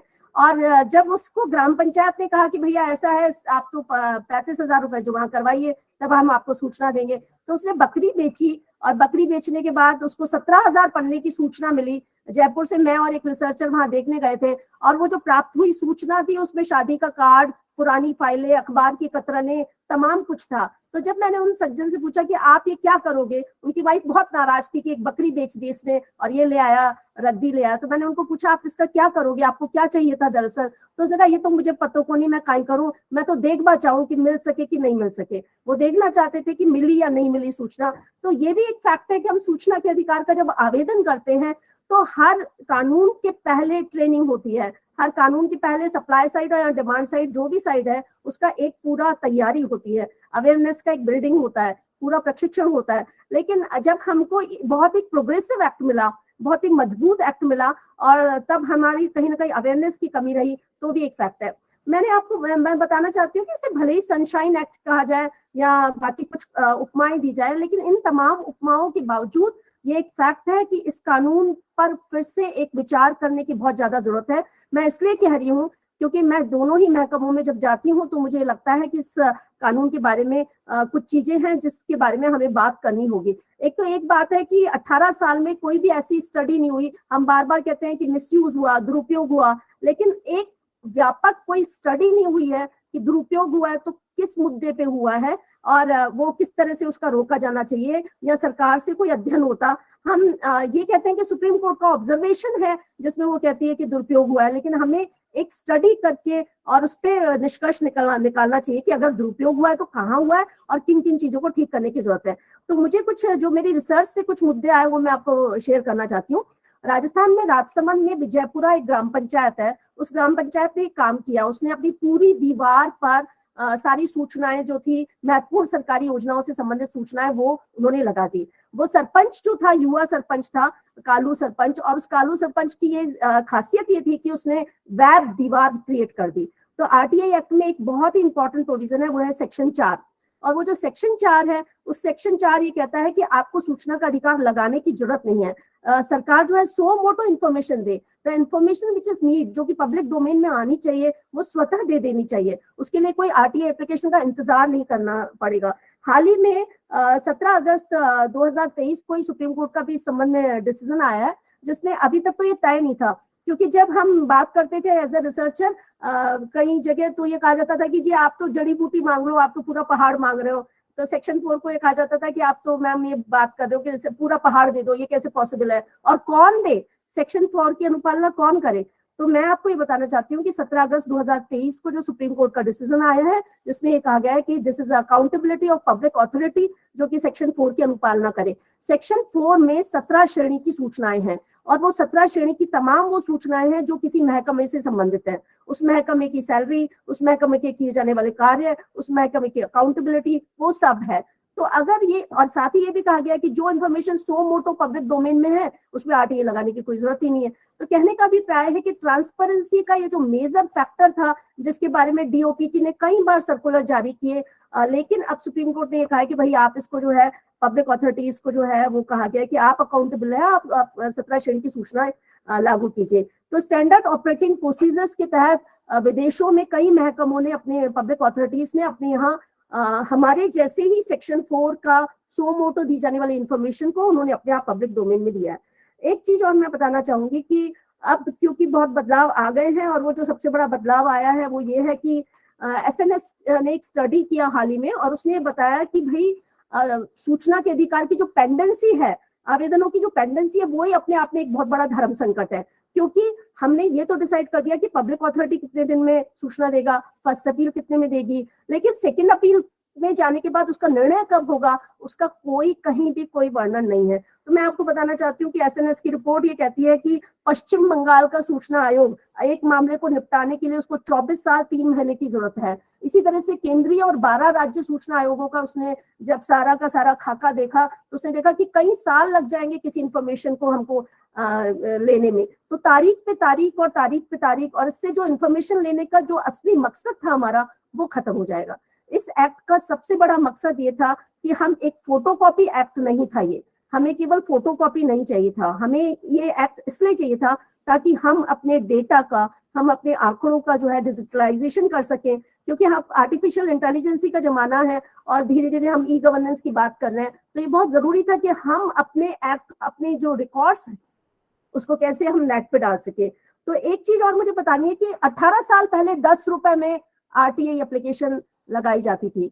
आज की तारीख में आप सब जानते हैं कि 10 रुपया जो है, जब हम उसमें RTI एप्लीकेशन लगाते हैं, एक अभी हाल ही में एक डिसीजन भी आया जिसमें कहा गया कि कई कई जगह तो हाईकोर्ट ने 500 रुपया कर रखा था, तो एक तरफ 10 रुपया और एक तरफ 500 रुपया। तो कहीं ना कहीं वो हमें फीस को तय करना जरूरी था, जिसमें हम शुरुआती 20 पन्ने फ्री ऑफ चार्ज भले ही देते, लेकिन कहीं ना कहीं हमको डिसाइड करना जरूरी था कि हम इस एक्ट का ठीक से यूज हो सके, दुरुस्त यूज हो सके, तो उसको कर सके। एक और चीज, हरियाणा और पंजाब ने भी के सूचना आयोगों ने भी कहा है कि सिटीजन की आइडेंटिफिकेशन नहीं था। उड़ीसा ने उसको लागू भी किया है अपने यहाँ, क्योंकि पता नहीं था कि आपको हैरानी होगी कि ऐसे ऐसे व्यक्तियों के नाम RTI एप्लीकेशन लग गया जिन्होंने कभी RTI एप्लीकेशन लगाया ही नहीं। तो एक भी बात है कि भीलवाड़ा में 17 RTI एप्लीकेशन लगी एक व्यक्ति के नाम, लेकिन उस व्यक्ति को पता ही नहीं था कि वो उसके नाम से लगी हुई है, वो एडवोकेट और थे, तो जब उनको पता चला कि उनके नाम से RTI लग रहा है, तो ये एक फैक्ट है। BPL के कार्ड को लेकर जो लोग जो है RTI एप्लीकेशन लगाते हैं, ये एक पक्ष है, लेकिन एक पक्ष ये भी है कि लोक सूचना अधिकारी अपने बोर्ड को बाथरूम के पीछे छुपा देते हैं कि कहीं पता नहीं चले कि मेरा नाम और इस अथॉरिटी का क्या है। तो ये जो एक गैप है, इस गैप को दूर करना पड़ेगा। ये एक्ट जो है ये वरदान नहीं है, ये अभिशाप नहीं है, ये एक्ट एक सुधार है, इट इज अ रिफॉर्म। क्योंकि महात्मा गांधी भी ये कहते थे कि अपनी दीवारों को इतना ऊंचा मत खड़ा करो इसमें दीवारें आ नहीं सके, और फ्रायड ने भी कहा था कि अक्लमंदी की आवाज जो है वो हमेशा कमजोर ही होती है और हल्की भी होती है।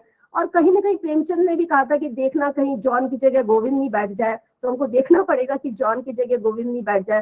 तो जो एक ब्यूरोक्रेटिक माहौल है, आपको हैरानी होगी कि फाइल नोटिंग के मुद्दे पर 2 साल के अंदर ही ये केस आया कि भाई फाइल नोटिंग नहीं दी जाएगी, और उसके बाद 2 साल के बाद ये कहा गया कि नहीं फाइल नोटिंग देना जरूरी है। लेकिन आप आज की तारीख में देखेंगे कि सबसे ज्यादा फायदा फाइल नोटिंग देने का ब्यूरोक्रेसी को ही हुआ है।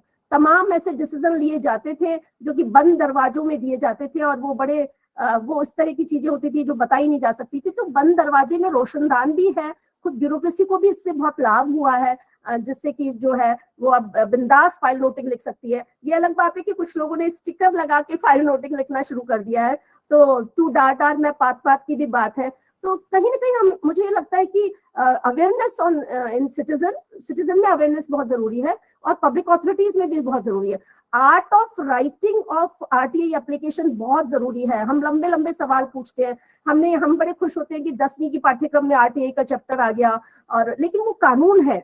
हमें सूचना के अधिकार के एप्लीकेशन लिखना पड़ेगा, हम क्या चाहते हैं और हम उस इंफॉर्मेशन को कहाँ यूज करना चाहते हैं, तो हमें पता चलेगा। इससे कितनी हैरानी की बात है कि 10 रुपए की सूचना के लिए जब हम 100 रुपए खर्च करते हैं, पोस्टल चार्ज करते हैं, बाकी सब खर्च करते हैं, और उसके बाद इंस्पेक्शन का अधिकार है। सिटीजन ने इंस्पेक्शन का अधिकार बहुत ज्यादा यूज नहीं किया।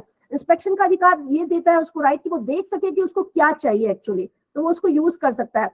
एक हाल का एग्जांपल मैं बताती हूँ कि एक सिटीजन ने 10 रुपया जो है वो ठीक से मुड़ा थोड़ा नोट लगाया, उन्होंने कहा नहीं 10 रुपया हमको नहीं मिला, दूसरा दीजिए। सिटीजन नहीं लगवा पाया, वो पोस्टल ऑर्डर उनका मुड़ा थोड़ा था। अगेन उस 10 रुपया नहीं लगाने के पीछे 10,000 रुपए का वकील किया पब्लिक अथॉरिटी ने, और फिर उसके बाद वो हाईकोर्ट गए, और फिर हाईकोर्ट के डबल बेंच पे गए, 20,000 रुपए खर्च कर। हाईकोर्ट ने 25,000 की पेनल्टी लगाई, क्योंकि सीआईसी तो एसआईसी तो पेनल्टी उस समय उस केस में नहीं लगा, तो हाईकोर्ट ने पेनल्टी लगाई कि केवल 10 रुपए आपके पास नहीं था, आप सूचना दे दिला के छुट्टी करते। क्योंकि जीवन में जब हम सरकारी महकमे में आते हैं तो वो सूचनाएं अपने घर से लेके नहीं आते, और जब हम रिटायर होकर अपने घर जाते हैं तो फिर अगेन हम सिटीजन के रूप में आरटीआई लगाते हैं। तो मेरा ये कहना है कि कहीं ना कहीं हमको इस रोल को समझना पड़ेगा, क्योंकि कात्यायनी ने कहा था कि बारूदी सुरंगें बिछाई जाए और तोड़ दी जाए चुप्पी की दुनिया, लेकिन ये भी फैक्ट है कि हमें ये सोचना होगा कि सूचना का अधिकार के साथ साथ जो हमारे जनरल शिकायत निवारण की जो प्रक्रियाएं थी, हम उसको भूलते जा रहे हैं। हमको लगता है कि 2 रुपए चाय के पैसों में हम एक आरटीआई एप्लीकेशन लगाकर किसी ऑफिसर को तंग करें और ये सोचे कि हम इसको जेल भिजवा दें, तो ये इस एक्ट का उद्देश्य नहीं था। ये एक्ट व्यापक रिफॉर्म के लिए आया था। ये एक्ट इसलिए आया था कि भोलाराम का जीव जो है वो फाइलों में गुम नहीं हो जाए। ये एक्ट इसलिए आया था कि हम और आप मिलकर भारत को 140 करोड़ लोग मिलकर भारत को एक शाइनिंग इंडिया, शाइनिंग भारत बना सके। धन्यवाद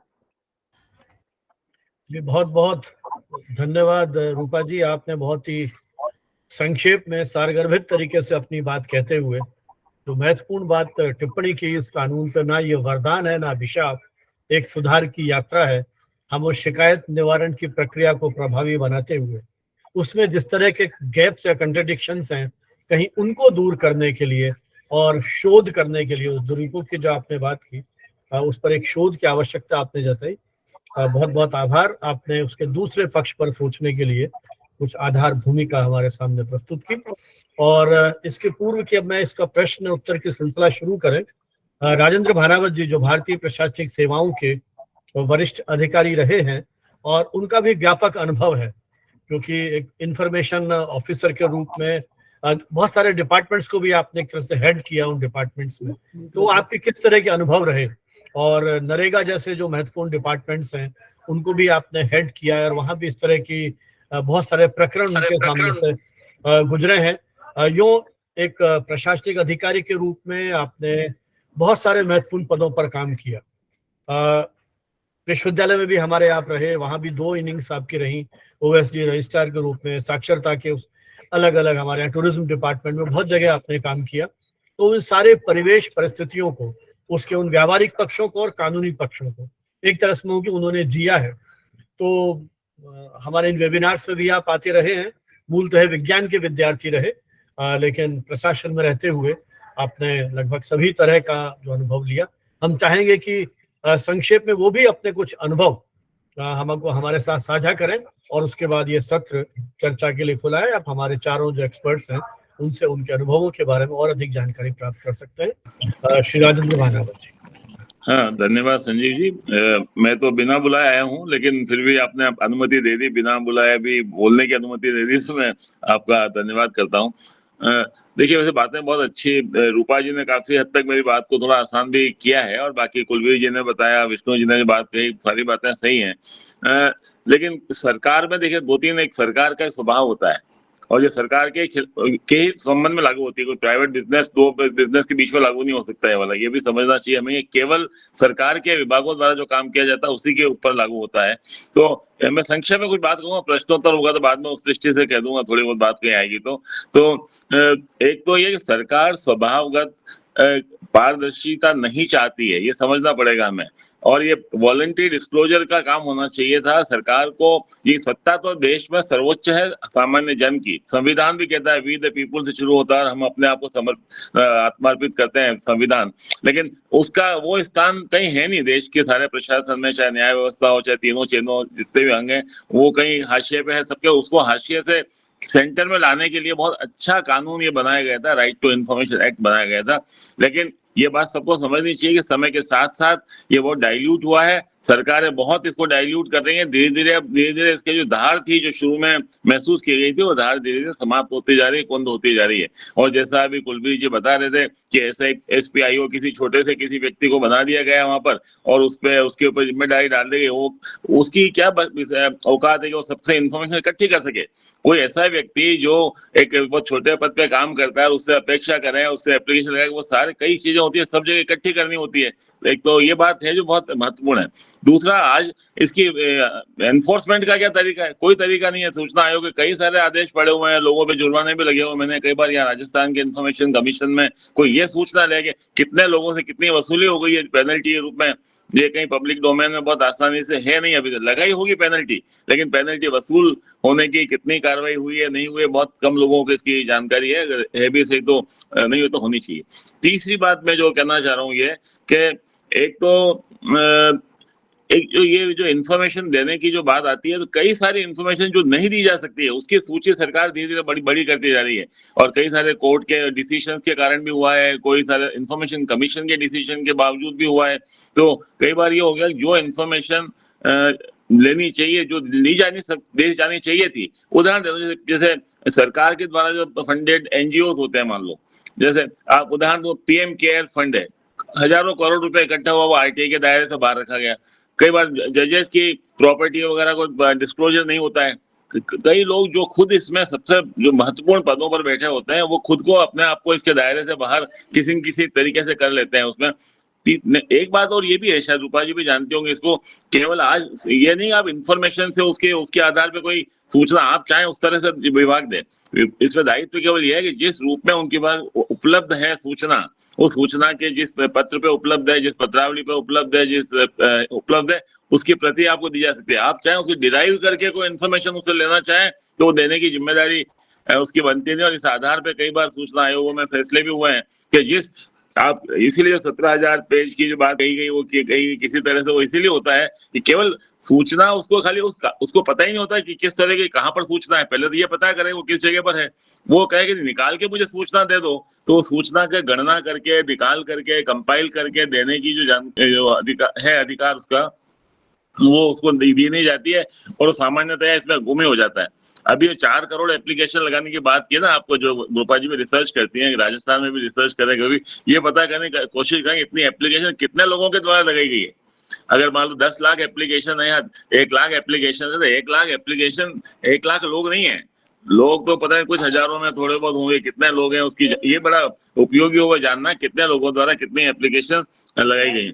एक बात ये भी है कि नीति और नियत, जो हम कई बार कहते हैं कि नीति और नीति तो बना दी सरकार ने, सब ये सूचना देंगे, तो सरकार ये समझती है, सरकारी अधिकारी समझते हैं कई बार बेल मुझे बार वो सूचना इस तरह से देंगे उसको कि मिल भी जाए, खाना पूर्ति भी हो जाए, उसका लाभ कोई नहीं ले पाए उसका। बस अंतिम बात मैं ये कहना चाहता हूँ थोड़ी सी अपने जो मुझे अनुभव है नरेगा का, सबसे बड़ा उपयोग अगर आरटीआई का हुआ है, क्योंकि हमने अरुणा रॉय और निखिल और उनकी टीम के साथ में करीब 10-15 2-3 हजार कार्यकर्ताओं के साथ कुछ नरेगा का सोशल ऑडिट किया था, सामाजिक अंकेक्षण जब किया, सोशल ऑडिट का मैं सबसे बड़ा टूल के रूप में, सबसे बड़े औजार के रूप में, हथियार के रूप में आरटीआई को इस्तेमाल किया गया।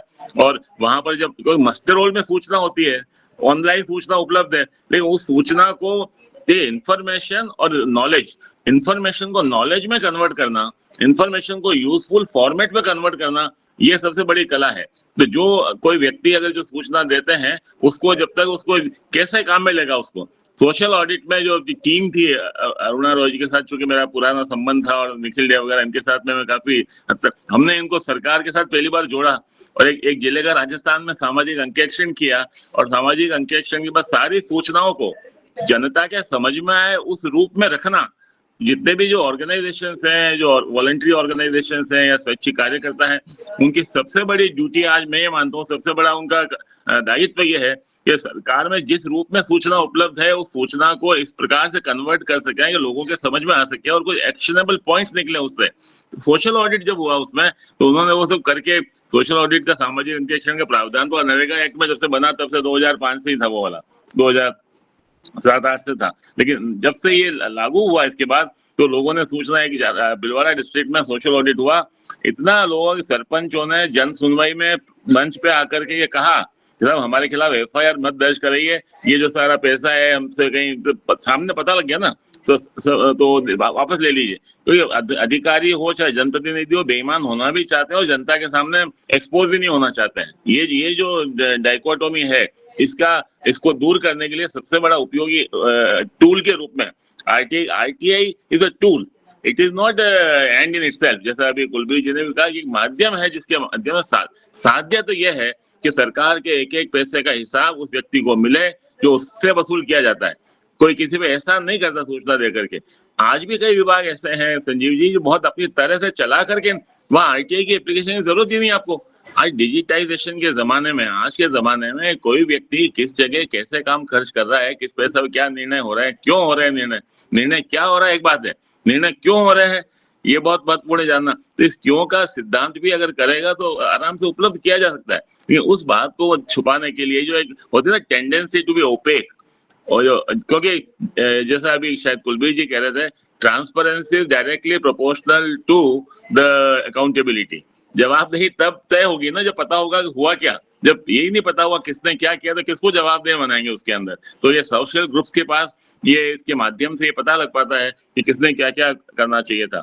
और जो डेमोक्रेटाइजेशन जो हुआ तो है, लेकिन मुझे बड़ा तकलीफ तो है इसमें। बहुत सारे चीजों को बाहर निकाल, जैसे जैसे मौका लगता है जिसको अपने आप को इससे बाहर निकालने की कोशिश करते रहते हैं, और कई लोग निकल चुके हैं। सूचना आयोगों के अच्छे खासे बहुत अच्छे निर्देशों के बावजूद, आदेशों के बावजूद भी कहीं न कहीं किसी न किसी रूप में गली निकाल करके अपने आप को अलग करते रहते हैं। इसलिए जो एक साधारण व्यक्ति के लिए जिस प्रकार से इसका उपयोग हो सकता था, आज मैं चाहता हूँ कि मतलब आपने बहुत अच्छी बात की रूपा जी ने कि लोगों को आरटीआई एप्लीकेशन लिखना आना चाहिए, पॉइंटेड इन्फॉर्मेशन आना चाहिए, मन में ही पता होना चाहिए कि मैं इसका करूंगा क्या।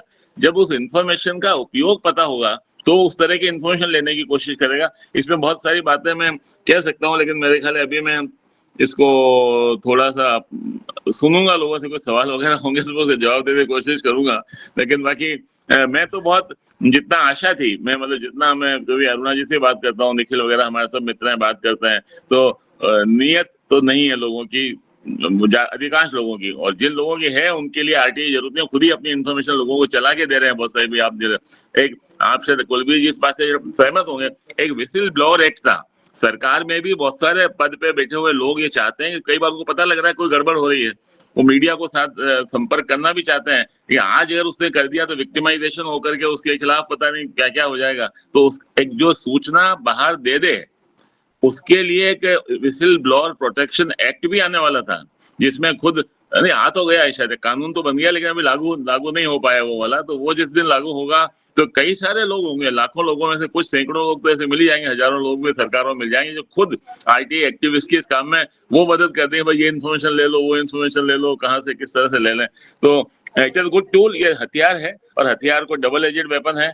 कोई ब्लैकमेलर भी होंगे तो ये तो चाकू है। न्यूक्लियर एक्टिविटी जब शुरुआत हुई थी उसकी, तब भी दोनों तरफा बातें हैं। आप इससे फल काटो, चाहे किसी का मर्डर करो, इससे किसी को ब्लैकमेल करो या लोगों की भलाई करो, ये तो देखिए ये तो सबके साथ होगा। जैसा कहा भी गया कि कानून तो अच्छा है, किसी कानून का दुरुपयोग हो रहा है इसलिए कानून को हटा देना चाहिए।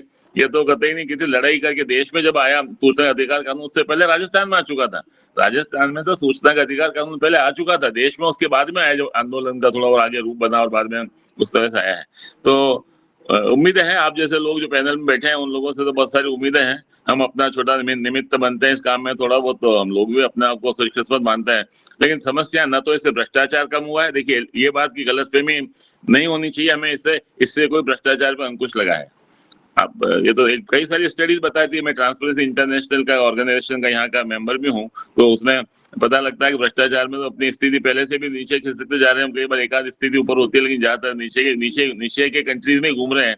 तो इसका मतलब ये हुआ कि इसे साधारण जन ने इसका उपयोग करना अभी तक प्रारंभ नहीं किया है। साधारण जन के लिए हथियार नहीं बना है, कुछ लोगों के लिए बना है। कुछ लोग इतने अच्छी नीयत से इसको उपयोग कर रहे हैं और कुछ लोग इसको उस तरह से उपयोग कर रहे हैं जिस तरह से भी और लोगों ने भी इस बारे में कहा है। मैं अपनी बात को सीमित करता हूँ क्योंकि अनधिकृत चेष्टा अधिक समय तक नहीं करनी चाहिए, एक सीमित समय तक रहे तभी तक ठीक है। धन्यवाद संजीव जी, बहुत बहुत आपका थैंक यू वेरी मच। बहुत बहुत धन्यवाद भानावत जी, आपने वरिष्ठ अधिकारी के रूप में, प्रशासनिक अधिकारी के रूप में अपना अनुभव सुनाए। और वो जो कंट्रडिक्शंस थे, चूंकि भानावत जी इन दोनों हमारे यहाँ एक बहुत सबसे पुराना जो पत्र है राजस्थान का राष्ट्रदूत, उसमें एडिटोरियल्स भी लिख रहे हैं, वीकली आपका ये कॉलम है। और जो प्रशासनिक अधिकारी के रूप में आपके अनुभव हैं वो एक पुस्तक के रूप में, ई पुस्तक के रूप में भी आपने लिपिबद्ध किए हैं। क्योंकि राजस्थान में मेरे ख्याल 30 से अधिक विभागों को आपने उसके आप निदेशक और सेक्रेटरी अलग अलग कैपेसिटीज में काम किया है, तो आपके निश्चय ही बहुत महत्वपूर्ण अनुभव हैं। तो मुझे लगता है इस पूरी चर्चा में हमारे जो आज के चारों पैनलिस्ट हैं उन्होंने बहुत सारे पक्षों को समेटा है और बहुत अरसे बाद एक इतनी रोचक और सारगर्भित चर्चा मुझे लगता है कि आज के दिन ये हो रही है और बहुत सारे मित्रों ने हैंड रेज भी किए हैं। तो मैं अब बिना अधिक विस्तार दिए इन मुद्दों का मैं चाहूंगा कि जो भी मित्र सवाल पूछना चाहें संक्षेप में, ताकि अधिकतम लोगों की सहभागिता हो सके, अपना वीडियो ऑन करें, अपना परिचय दें और सवाल पूछें। जी, जयवीर सिंह और नेहा नामा इनके हैंड रेज। हाँ जी, नमस्ते सभी को। सर मैं वीडियो नहीं करूंगा, मेरा नेट का समस्या है, पिछली बार भी सवाल लेके था। मैं राजेंद्र सर की बात से सहमत होता आगे बढ़ाऊंगा कि जैसे मैं महाराष्ट्र से बिलोंग करता हूँ इस समय, तो आरटीआई आम जनता तक तो नहीं पहुंची, बिल्कुल सही कहा, लेकिन करप्शन के खिलाफ खतरा ही खतरा है। एक मेरे मित्र ने आरटीआई डाली थी आज से 8 साल पहले, उसने एक कार्य के लिए डाली थी, तो 800 काम, यानी मैं उनका नाम नहीं लेना चाहूंगा, 800 लोग उसके दायरे में आ रहे थे। मेरे दोस्त को जान बचानी मुश्किल हो गई। और आपने सुना भी होगा कि महाराष्ट्र में आरटीआई कार्यकर्ताओं की कई की हत्या भी हुई है। तो कहीं ना कहीं सुरक्षा की दृष्टि से बहुत खतरनाक जो बड़े काम है, करप्शन के काम है, उनके लिए ये कहीं भी उपयोगी मुझे नहीं लगता। आपकी क्या राय है? कोई भी पैनल बताऊं, बाड़मेर में रूपा जी को पता भी होगा, राजस्थान में रहती है, तो अभी एक आरटीआई एक्टिविस्ट के हाथ पांव सब तोड़ दिए थे उसके। तो मुझे जान, आपके वहां जान बच गई, उसकी तो जान मुश्किल से बची, अस्पताल में था। एक बार यहाँ जयपुर में एक आंदोलन हुआ था, उस व्यक्ति के चलने फिरने की स्थिति में, वो तो शायद कमर के नीचे से बिल्कुल इतनी हालत हुई। तो जो देखिए इसमें ये क्या है, ये अब जो कमजोर लोगों को ताकत देने का ये वाला काम है, और ये ताकत देता है उन लोगों के खिलाफ जो सर्वशक्तिशाली हैं, चाहे सरकार के अधिकारी हों, चाहे पंचायत के अधिकारी हों, चाहे कोई बीडीओ हों, कोई कलेक्टर्स हों या पुलिस वाले भी हों। तो ये लड़ाई अनइक्वल लोगों के बीच में है। अनइक्वल लोगों के बीच में जब तक स्टेट का प्रोटेक्शन नहीं हो, जैसा अभी महाराष्ट्र से जो साथी पूछ रहे थे, तो इसमें कहीं न कहीं इसमें ओवरऑल जो एक सिस्टम जो है ना अपना, मतलब उस ऐसे लोगों को प्रोटेक्ट करे, सोसाइटी प्रोटेक्ट करे, सोसाइटी आगे लाए। अब जैसे कई लोग इनसे लोगों को ब्लैकमेलर कहना शुरू कर देते हैं, तो बाकी लोगों में समाज में धारणा क्या बन गई, आरटीआई की एप्लीकेशन लगाने वाले सब ब्लैकमेलर। ये धारणा जब बन जाती है तो वो ज्यादा खतरनाक है।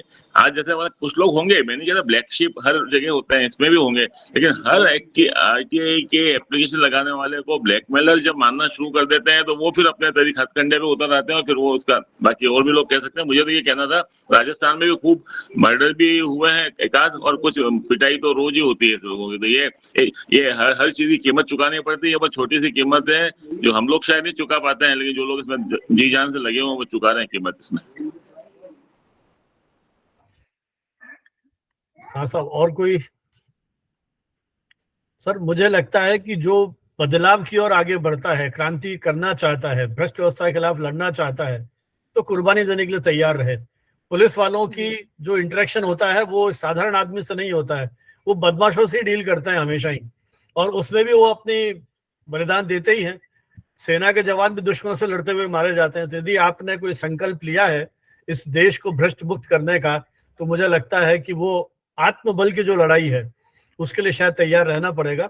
मुझे लगता है कि सारे दौर में स्टेट प्रोटेक्शन, सोसाइटी का प्रोटेक्शन, मुझे लगता है कि बात तो बहुत अच्छी है, लेकिन किस तरह से हो पाएगा ये एक बहुत बड़ी चुनौती है। हाँ, और कोई मित्र कहना चाहें, सवाल पूछना चाहें? नेहा नामा शायद बिहार से है, कहाँ से? नेहा नामा कुछ पूछना चाहती हैं?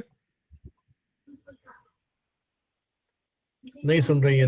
दयानंद कादियान जी, हाँ, हरियाणा से ही है? हाँ जी, नमस्कार जी, मैं डॉक्टर दयानंद कादियान हरियाणा से।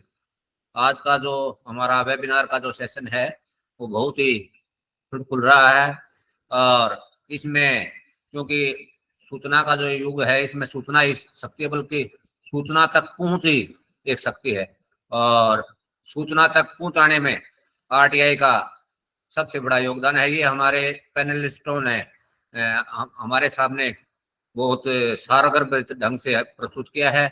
इसके लिए मैं कम्युनिकेशन टुडे और सभी पैनलिस्ट का बड़ा बड़ा आभार व्यक्त करता हूँ। जैसे राजेंद्र भानावत जी हैं, रूपा जी हैं, और हमारे विष्णु राजगढ़िया जी हैं, कुलवीर छिकारा जी हैं। बड़ी खुशी की बात है कि ये सब के सब पत्रकारिता से भी जुड़े हैं।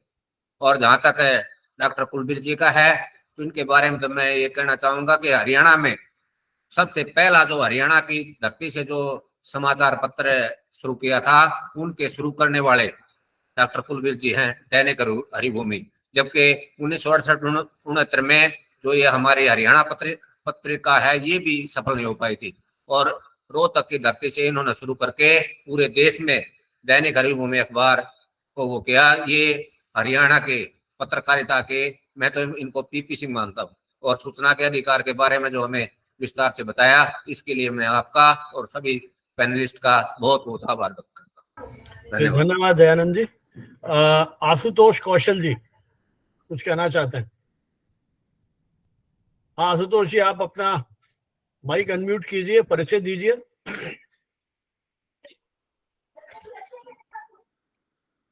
माइक आपका नहीं हुआ है अभी तक, ऑफ है।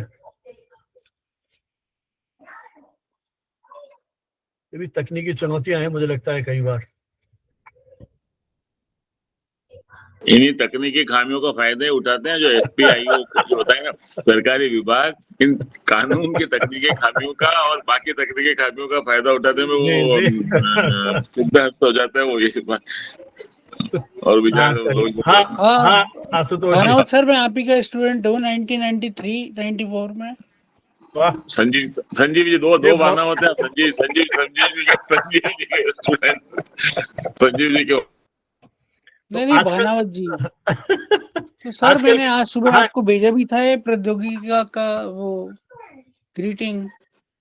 मैं एक पूछना चाहता हूँ कि RTE जो है, उसके तहत RTI के माध्यम से कितनी सूचनाएं मिल पाती हैं? राइट टू एजुकेशन जो है, उसमें कितनी सूचनाएं मिल पाती हैं? आप क्या चाहते हो उस पर डिपेंड करता है। जाते हैं और जो आप, मैंने कहा ना अभी अच्छा, और कोई बोलना चाहे तो बोले, लेकिन मैं इतना सा कह सकता हूँ इसमें कि RTE एक कानून है जिसमें कई सारी बातें लिखी हुई हैं, मतलब। और ये बात सही है कि पूरे देश के करीब 15 लाख जो स्कूल हैं, 15 लाख में से स्कूल में से अधिकतम 1 लाख स्कूल ऐसे होंगे जो RTI की शर्तों की पालना कर पा रहे हैं अभी भी। आज भी 90% विद्यालय आज भी RTI कंप्लायंट नहीं है। मतलब RTI में जो बातें लिखी है उसकी कोई उनकी जो बातें होनी चाहिए वैसी नहीं है। तो ये बात तो सत्य है, कई बार आंकड़ों में भी है, कई है। सूचना तो RTI तो एक ही तरह की लगेगी, लेकिन आप सवाल ये क्या मांगेंगे। अब सबसे बड़ी बात तो ये, जो अभी रूपा जी से है, अगर मतलब अभी गई है नहीं गई मुझे नहीं पता, अगर है सुन रही है तो बहुत ज्यादा नहीं देखने में रूपा जी देखने में ये आया है कि जो पब्लिक अवेयरनेस बहुत चाहिए, पब्लिक अवेयरनेस बहुत चाहिए, पब्लिक अवेयरनेस बहुत चाहिए। BPL की रेखा से जो नीचे है वो तो राशन की किट उठा रहे हैं, उनके पास 17,000 की मोटरसाइकिल है, 20-20 और 70,000 के मोबाइल हैं, वो राशन की किट ले जा रहे हैं। और जो BPL में आते हैं वास्तव में उनको कुछ नहीं मिल रहा। और RTI के थ्रू उनका कोई मतलब ग्राउंड लेवल पर जो काम होना चाहिए, जो एग्जीक्यूशन पार्ट है, वो थोड़ा सा ढीला चल रहा है। नहीं, आप सही कह रहे हैं। कुलवीर जी ने कहा आप थर्ड पर्सन इंफॉर्मेशन नहीं ले सकते, लेकिन उन्होंने ये भी कहा कि लार्जर इंटरेस्ट अगर है कि अगर कोई अमीर व्यक्ति का नाम BPL में शामिल हो गया है तो उसके अमीर व्यक्ति की सूचना और ये बारे में ले सकने की करवा देंगे। अगर वो नहीं दे रहे हैं तो हालांकि वैसे टेक्निकली तो मना कर देंगे, तीसरे की सूचना हम नहीं देते। आप तो अपना बताओ, आप हो कि नहीं हो गरीब, मतलब बाकी लोग गरीब नहीं है और आगे तो कैसे देंगे? नहीं, तो मैंने कई करोड़पतियों को देखा है सर कि वो भामाशाह का कार्ड बनवा रखा है उन्होंने, और वो आराम से मुफ्त में दवाई ले रहे हैं, कॉटेज वार्ड ले रहे हैं। आप जिंदा लोगों के डेथ सर्टिफिकेट बन गए यहाँ बता रहे हैं। आप तो उनकी बात कर रहे हैं। जो भी हरियाणा के जो अपने मेंबर साहब हैं वो बता रहे थे कि हरियाणा में ऐसा मामला आया उनके पास, जब जो लोग जिंदा हैं उनके तो डेथ सर्टिफिकेट बन गए, जो मर गए उनको कंपनसेशन मिला। तो है बात तो सही है। तो इसकी कीजिए ना, आप इसको जिम्मेदारी लीजिए, उठाइए, 2-4 लोगों को कीजिए इसमें कार्रवाई। और देखिए 10 में कार्रवाई करेंगे 2 में सफलता मिलेगी, लेकिन 2 अगर नहीं करेंगे तो वो 2 भी रह जाएंगे। तो मतलब मेरा आप सब लोगों से आग्रह केवल एक है कि हमें इसमें कोशिश तो करनी पड़ेगी। नहीं करेंगे तो वैसे ही कुछ नहीं हो रहा है, करेंगे तो शायद कुछ हो पाए। हम प्रयास तो कर रहे हैं, आप लोगों का मार्गदर्शन रहेगा तो जरूर आगे बढ़ेंगे। जी कुलवीर जी आप कुछ कहेंगे? Professor Bhanawat, it actually had been a wonderful experience being with you and मुझे तो मैं अगर ये बात कहूँगा तो आपको हो सकता है आप औपचारिक रूप से ये बात कहते हो, लेकिन मैं औपचारिक रूप से नहीं, मैं वास्तविक रूप से महसूस कर रहा हूँ कि जिस तरीके का एक फ्री फेयर एटमॉस्फेयर में आप ये अपनी डिस्कशन और डिबेट कंडक्ट कर रहे हैं, इस तरीके की चीजें अगर निरंतर, नियमित और व्यापक स्तर पर ये हो तो ये एक्ट और या जो भी विषय आप इस डिस्कशन में लेकर आए, इसका एक बड़ा व्यापक ही असर होगा। मैं अपने हमारे जो को पैनलिस्ट डॉक्टर रूपा, जिस तरीके से उन्होंने जो एक ग्रास रूट से जो भी चैलेंजेस जो महसूस किए वो लेकर आए, और विष्णु राज गढ़िया जी, निश्चित रूप से मेरी तो मैं आंख नाक कान खुले रह गए कि इतने एक एकेडमिक माहौल में बजाय कि ऐसी चीजें डिस्कस करना जो कि प्रैक्टिकली मीनिंगलेस रहती हैं, आप लोगों ने इसको प्रैक्टिकल बनाते हुए एक एकेडमिक गरिमा मेंटेन की। और राजेंद्र भानावत जी निश्चित रूप से जितने संक्षिप्त थे उससे भी ज्यादा सारगर्भित, और आप सब लोगों ने तो एक तरीके से, मैं अतिरिक्त रूप से आशावादी इसलिए महसूस कर रहा हूँ, आप जैसे लोग जब समाज में जाएंगे तो निश्चित रूप से इस एक्ट या जिस भी विषय को आप सामने रखेंगे उसको और अधिक प्रभावी ही बनाएंगे। और अलग अलग विषय जो आए, वसूली का एक विषय आया था कि वसूली, फाइन लगा दिया, वसूली क्यों नहीं हो रही, इस इशू को अलग अलग जगह एड्रेस कर रही हैं। और मैं तो अपने अनुभव से ये बताता हूँ कि हम मंथली एक जो रिव्यू जो हमारी एक रिपोर्ट जो बनती है उसमें ये रहता है, जो भी स्टेट इंफॉर्मेशन कमिश्नर अपने स्तर पे ये इंश्योर करते हैं, अकाउंट एक हेड होता है और MIS के माध्यम से कि इतना फाइन लगा, इतना जनरेट होना चाहिए, इतना आना चाहिए, जो मिसिंग है ये चीजें तो सॉफ्टवेयर से मैनेज हो रही हैं। तो ये आप कतई भय ना मानिएगा कि सिर्फ कागज के ऑर्डर पे फाइन लिखा है, एक्चुअल पे नहीं किया जा रहा है। इनफैक्ट कुछ केसेस में तो इवन कॉम्पनसेशन भी लगा है, कॉम्पनसेशन भी दिया जा रहा है। और ये बड़ा एक रोचक विषय है कि कुछ केसेस में लोग सोचते हैं कि पेनल्टी, एक होता है पेनल्टी इस एक्ट के तहत और एक कॉम्पनसेशन। तो लोग सोचते पेनल्टी मैक्सिमम 25,000 है और इसी तरीके से आप कॉम्पनसेशन भी दिया जा सकता है जिसकी कोई सीमा उस तरीके की नहीं है। लेकिन लोग सोचते हैं कि पेनल्टी शायद बड़ा शब्द है। इसमें एक ये फाइनर पॉइंट ये है कि पेनल्टी जो दी जाती है वो जो पब्लिक इंफॉर्मेशन ऑफिसर है वो अपनी जेब से देता है, व्यक्तिगत रूप से उस चीज को वो देता है। और जो कि जब आप किसी को हर्जाना दिलवाते हैं, कॉम्पनसेशन दिलवाते हैं, वो कॉम्पनसेशन पब्लिक अथॉरिटी को देना होता है, विच मीन्स कि वो सरकार की तरफ से दिया जाता है। और ये भी बात है कि आपको तो ये लगेगा कि अगर सरकार दे रही है तो ये तो निश्चित रूप से बढ़िया है, अपनी जेब से देना तो शायद कम नुकसान वाली बात होगी। ये इसका ठीक उल्टा है। उसका कारण ये कि आप व्यक्तिगत अपनी जेब से 25,000 रुपए देके हो सकता है मुक्त हो जाएं, लेकिन अगर आपको 5 रुपए भी सरकारी पब्लिक अथॉरिटी को देने पड़ गए आपकी लापरवाही की वजह से, सूचना समय पर न देने की वजह से या सूचना बिल्कुल न देने की वजह से, तो वो पब्लिक अथॉरिटी देगी तो पब्लिक एक्सचेकर से जाएगा, ऑडिट पॉइंट बनेगा, और जब ऑडिट होगा तो ये बात आएगी कि आपकी लापरवाही से सरकारी खजाने से इतने रुपया गया, तो क्यों ना आपके खिलाफ चार्जशीट की जाए। तो ये वाला जो है ये एक बड़ा, इससे लोग जिनको पता चलता है वो बड़े डरते हैं, और लोगों की फिर जब प्रमोशन रुक जाती है तो उस तरीके के कॉम्पनसेशन वाला मैकेनिज्म भी एक काफी प्रभावी रहा है। और लोगों को, मतलब even those who were administering this law were not aware of the efficacy, the effectiveness of imposing of awarding compensation का। ये तो देखो मतलब है नहीं कि मैं 10 बार कार्यालय आया और एक बार का मेरा टैक्सी का खर्चा अगर 5,000 रुपए था तो 50,000 कॉम्पनसेशन दो।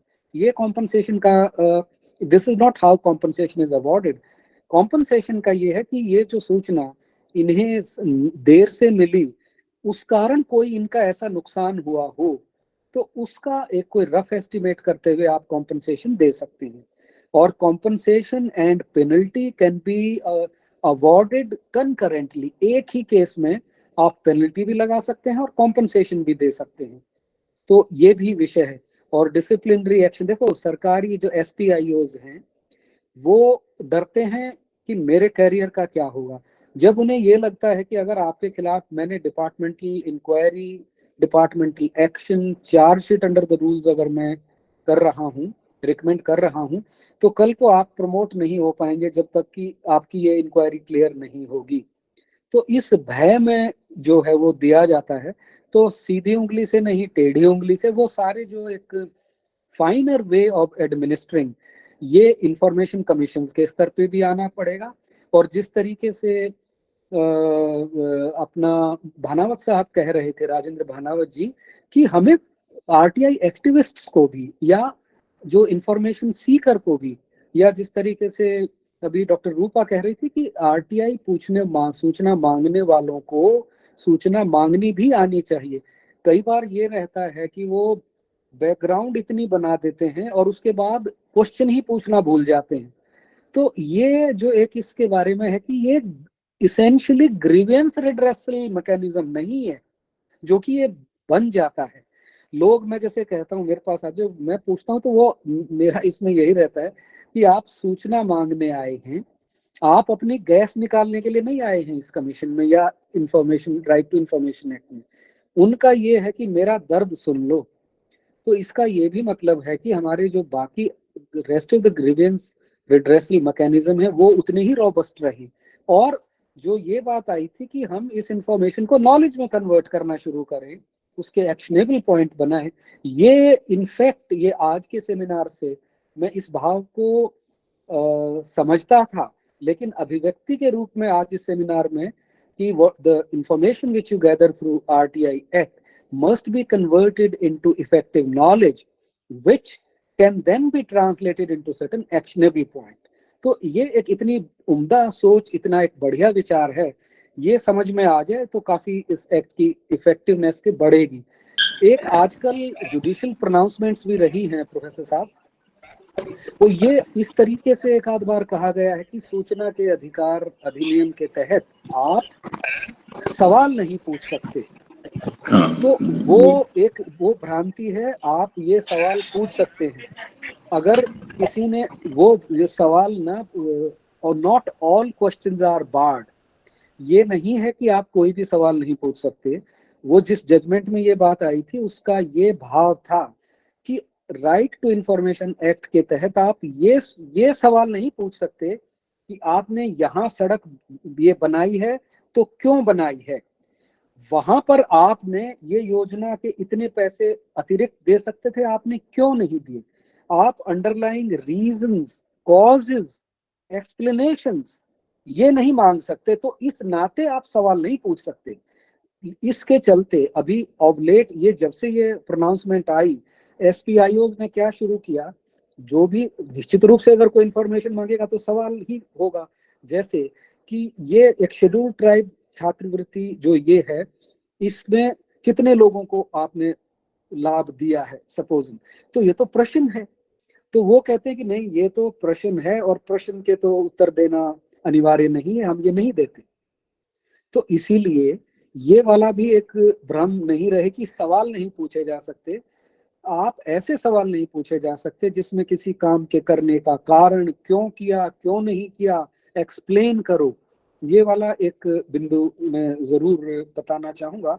बाकी जो एक ये सतत लड़ाई है, ये एक बहुत ही अच्छी बात है। और जो एक हम सब का एक अलग अलग समय इस आज की संगोष्ठी में जो एक व्यू आया कि 2005 के बाद इसका लगभग आप मानिए 5-7 साल बड़ा एग्रेसिवली यूज किया गया ये एक्ट। बीच में अलग अलग कारणों से, जैसे एक पैनलिस्ट ने कहा कि इसकी धार कहीं ना कहीं it got blunt। तो अब there is a need to build up the second wave of RTI Act। और इसका रिव्यू इस सेंस में कि अब देखो, आपका मिसयूज अगर कहा जाए वो भी आपने देख लिया है, इसका जो और कोई ऐसे जो प्रैक्टिकल प्रोसीजरल चेंजेस लेकर आने वाली बात है वो भी देख ली है। फर्स्ट अपीलेट अथॉरिटी, वो भी आपने बात देख ली है। आपने ये भी देख लिया है कि एसपीआईओ किस स्तर का अधिकारी बने, वो अगर नहीं है तो वो भी बातें आपने देख ली है। फी की भी बात देख ली है। एक जो ये विषय आया कि second appeal which is decided at the level of information commissions, उसमें अगर समय की कोई सीमा नहीं है, वो भी आपने देख लिया है। तो अब हमारे पास एक पर्याप्त अनुभव है, तो इसको हम उस तरीके के अगर कोई लेजिस्लेटिव चेंजेस की जरूरत है तो वो भी किया जाए। और अब ये जो अब सुधार आए वो एक्टिविस्ट की बजाय वो एक लोगों के माध्यम से आए। 2005 का एक्ट अपने राजस्थान के साथियों से बेहतर कौन जानेगा कि इसेंशियल एक्टिविस्ट ड्रिवन था, as against certain other acts which I mentioned. तो अब एक जनरल नॉर्मल एक सिटीजनरी, कॉमन सिटीजनरी एक इस तरीके से एक अपना मुहिम चलाए कि we make the relevant required procedural changes in the act and can then build up this second wave of active, productive, fruitful use of the RTI Act.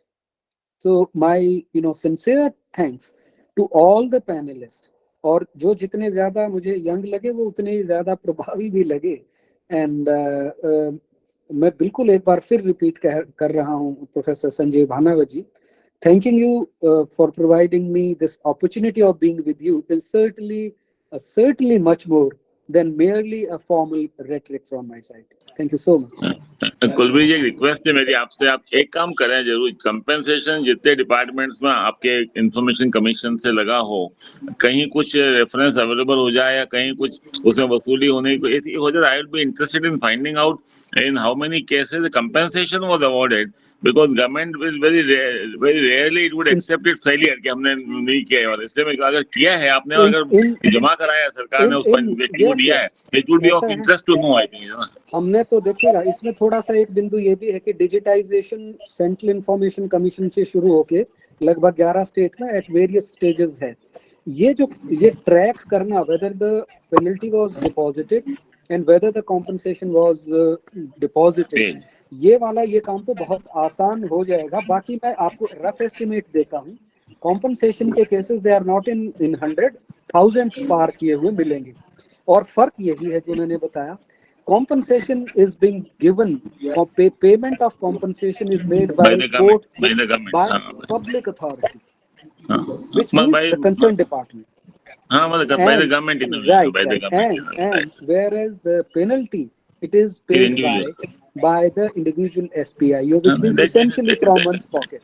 उसको वो 25,000 अपनी जेब से देना नहीं चुभेगा, उसको ये चुभेगा कि मैं 5 रुपए का कॉम्पनसेशन भी अगर दे दिया, और वो 5 रुपए का कॉम्पनसेशन जब ऑडिट में आया, जेब से एक पैसा देना नहीं चाहता, सरकार की तरफ से कितना भी दे दे बोले वो, ये उल्टा है। कई बार ये भी है, दोनों बातें हैं कि आप बोले उसमें है बहुत implications, but I think it was very nice to hear you. और आपने किया तो अंग्रेजी में पढ़ाई, लेकिन हिंदी आपकी बहुत अच्छी है, आपको बहुत बधाई इस बात के लिए, कुलबीर जी को खास तौर से। आप बताया अंग्रेजी के प्रोफेसर रहे हैं, लेकिन अंग्रेजी में किया PhD वगैरह, बहुत अच्छा है, आपको सुनने में बहुत अच्छा लगा। Sanjeev ji, thank you very much. Bhanawat ji जैसे गुरुओं का संसर्ग समय पर मिल गया जीवन में।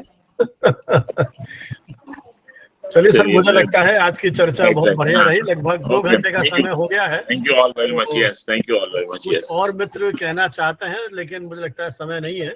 कुछ मित्र फीडबैक फॉर्म के लिए पूछ रहे हैं, तो उनसे मेरा रिक्वेस्ट है कि आप इसका ऑनलाइन रजिस्ट्रेशन जिनके हैं उनको हम सर्टिफिकेट जारी कर देंगे। कोई फीडबैक फॉर्म हमारा नहीं है, जो भी आपके सुझाव है वो आप चैट बॉक्स में लिख सकते हैं। जैसा कुलबीर जी ने कहा कि इस चर्चा को हम निरंतर जारी रख रहे हैं, ये हमारी 96th वेबिनार है। 97th वेबिनार जो है, I can leave Sanjeev ji, this courtesy, लेकिन मुझे छोड़ना पड़ेगा अभी थोड़ा सा। Thank you. नहीं, कोई बात नहीं, 2 मिनट का और है बस। आशुतोष कौशल, मेरा आपसे रिक्वेस्ट है कि वो आपने शायद ये शेयरिंग कर रखी है, तो डबल स्क्रीन दिख रही है, तो शेयरिंग को आप रोक दें। नहीं रुक रही है तो क्विट करके वापस जुड़ जाएं आप। तो हमारी ये 96 वेबिनार है, 97th वेबिनार 2 अक्टूबर को है, और 2 अक्टूबर 2020 को हमने यात्रा शुरू की थी, और ये सारे डेलिब्रेशंस हमारे यूट्यूब चैनल पे हैं, और हम इसको अपने सोशल मीडिया के थ्रू व्हाट्सएप, फेसबुक, ट्विटर, जिसको अब एक्स कहने लग गए, इंस्टाग्राम, जितने भी सोशल मीडिया, टेलीग्राम, इन प्लेटफॉर्म्स के साथ शेयर करते हैं, ताकि सभी मित्र जो जब चाहें देख सुन सकते हैं। अभी तक हमारे चैनल के 1100 से ऊपर सब्सक्राइबर हो चुके हैं। तो मुझे लगता है कि जो अकादमिक यात्रा है ये संतोषप्रद चल रही है, बहुत उत्साहजनक भले ही नहीं हो, लेकिन प्रोफेसर हेमंत जोशी हमारे साथ हैं, जो IIMC में प्रोफेसर रहे मेरा ध्यान अभी गया नहीं तो मैं आपको भी बोलने के लिए आमंत्रित करता। Doctor Subodh Kumar Kota Open University के जर्नलिज्म के प्रोफेसर, वो भी हमारे साथ हैं। तो देश के अलग अलग अंचलों से हमारे मित्र इसमें जुड़ते हैं और इस यात्रा को हम आगे बढ़ा रहे हैं। अगला जो वेबिनार है हमारा 2 अक्टूबर शाम 5:30 बजे, उसमें भावनगर यूनिवर्सिटी के former vice chancellor professor Vithal Joshi जुड़ रहे हैं। प्रोफेसर पुनीता हरने, गुजरात विद्यापीठ जिसकी स्थापना गांधी जी ने की थी, वो हमारे साथ है। और प्रोफेसर विद्या जैन जो राजस्थान यूनिवर्सिटी में सेंटर फॉर गांधीयन स्टडीज उसकी डायरेक्टर रही है। गांधी एक कैरिस्मेटिक कैरेक्टर, इस विषय पर हम बातचीत करेंगे। सोशल मीडिया के थ्रू आपके साथ मैं लिंक शेयर करूंगा, आप सभी इसको ज्वाइन करें। इस वेबिनार में हमारी जो तकनीकी सहयोगी है डॉक्टर पृथ्वी सेंगर, जो मेरठ में IIMT यूनिवर्सिटी में पढ़ा रही हैं, उन्होंने मुझे अभी मैसेज करके बताया कि 262 पार्टिसिपेंट्स इस पर रजिस्टर्ड अब तक हुए हैं। बहुत बहुत धन्यवाद। और धन्यवाद हमारे चारों जो पैनलिस्ट हैं, कुलवीर जी का, विष्णु राजगढ़िया जी का और डॉक्टर रूपा मंगलानी। और राजेंद्र भानावत जी ने मुझे मैसेज करके कहा था कि मैं भी इसमें पार्टिसिपेट करना चाहता हूँ। और हमारी ये कोशिश रही है कि समाज के अलग अलग हिस्सों से, वो एडमिनिस्ट्रेशन से भी हो सकते हैं, मीडिया से भी हो सकते हैं, NGO से भी हो सकते हैं, थिएटर से भी हो सकते हैं, हमने अलग अलग पक्षों से जो एक्सपर्ट्स हैं उनको जोड़ा है और कोशिश की है कि एक विषय के विभिन्न विषयों पर विचार मंथन हो सके। हमने 10 से अधिक जो एजुकेशनल इंस्टीट्यूट्स हैं, इग्नू है, पूर्वांचल यूनिवर्सिटी है जौनपुर की, ऐसे बहुत सारे इंस्टीट्यूट्स हैं जिनके साथ कोलैबोरेट किया है। INC ढेंकानाल है, उसके साथ हमने कोलैबोरेट किया है। तो उम्मीद है आप सबके सहयोग से हमारी यह जो यात्रा है इसी प्रकार से बढ़ती रहेगी। इतना समय दिया, आज कुलवीर जी का जो वर्किंग डे था, लेकिन आपने फिर भी इतना समय दिया, पूरे टाइम हमारे साथ आप रुके रहे। ये इस विषय के प्रति आपका जुड़ाव मैं तो उसी का प्रतीक मानता हूँ। विष्णु जी से इतने अरसे बाद पुनः मिलना हुआ। रूपा जी मेरे तो कब जब मैं सेवारत था तब तो खूब हमारे यहाँ लेक्चर देने आई हैं। मुझे तो वो पुरानी बहुत सारी स्मृतियां, किस तरह से RTI को लेकर के गेम्स खिलाती थी हमारे पार्टिसिपेंट्स को, वो अपने आप में एक अद्भुत अनुभव थे। तो ये पूरी यात्रा यूं ही चलती रहे। बहुत बहुत धन्यवाद। जय हिंद, जय भारत। जय Bharat. Thank you sir, thank you.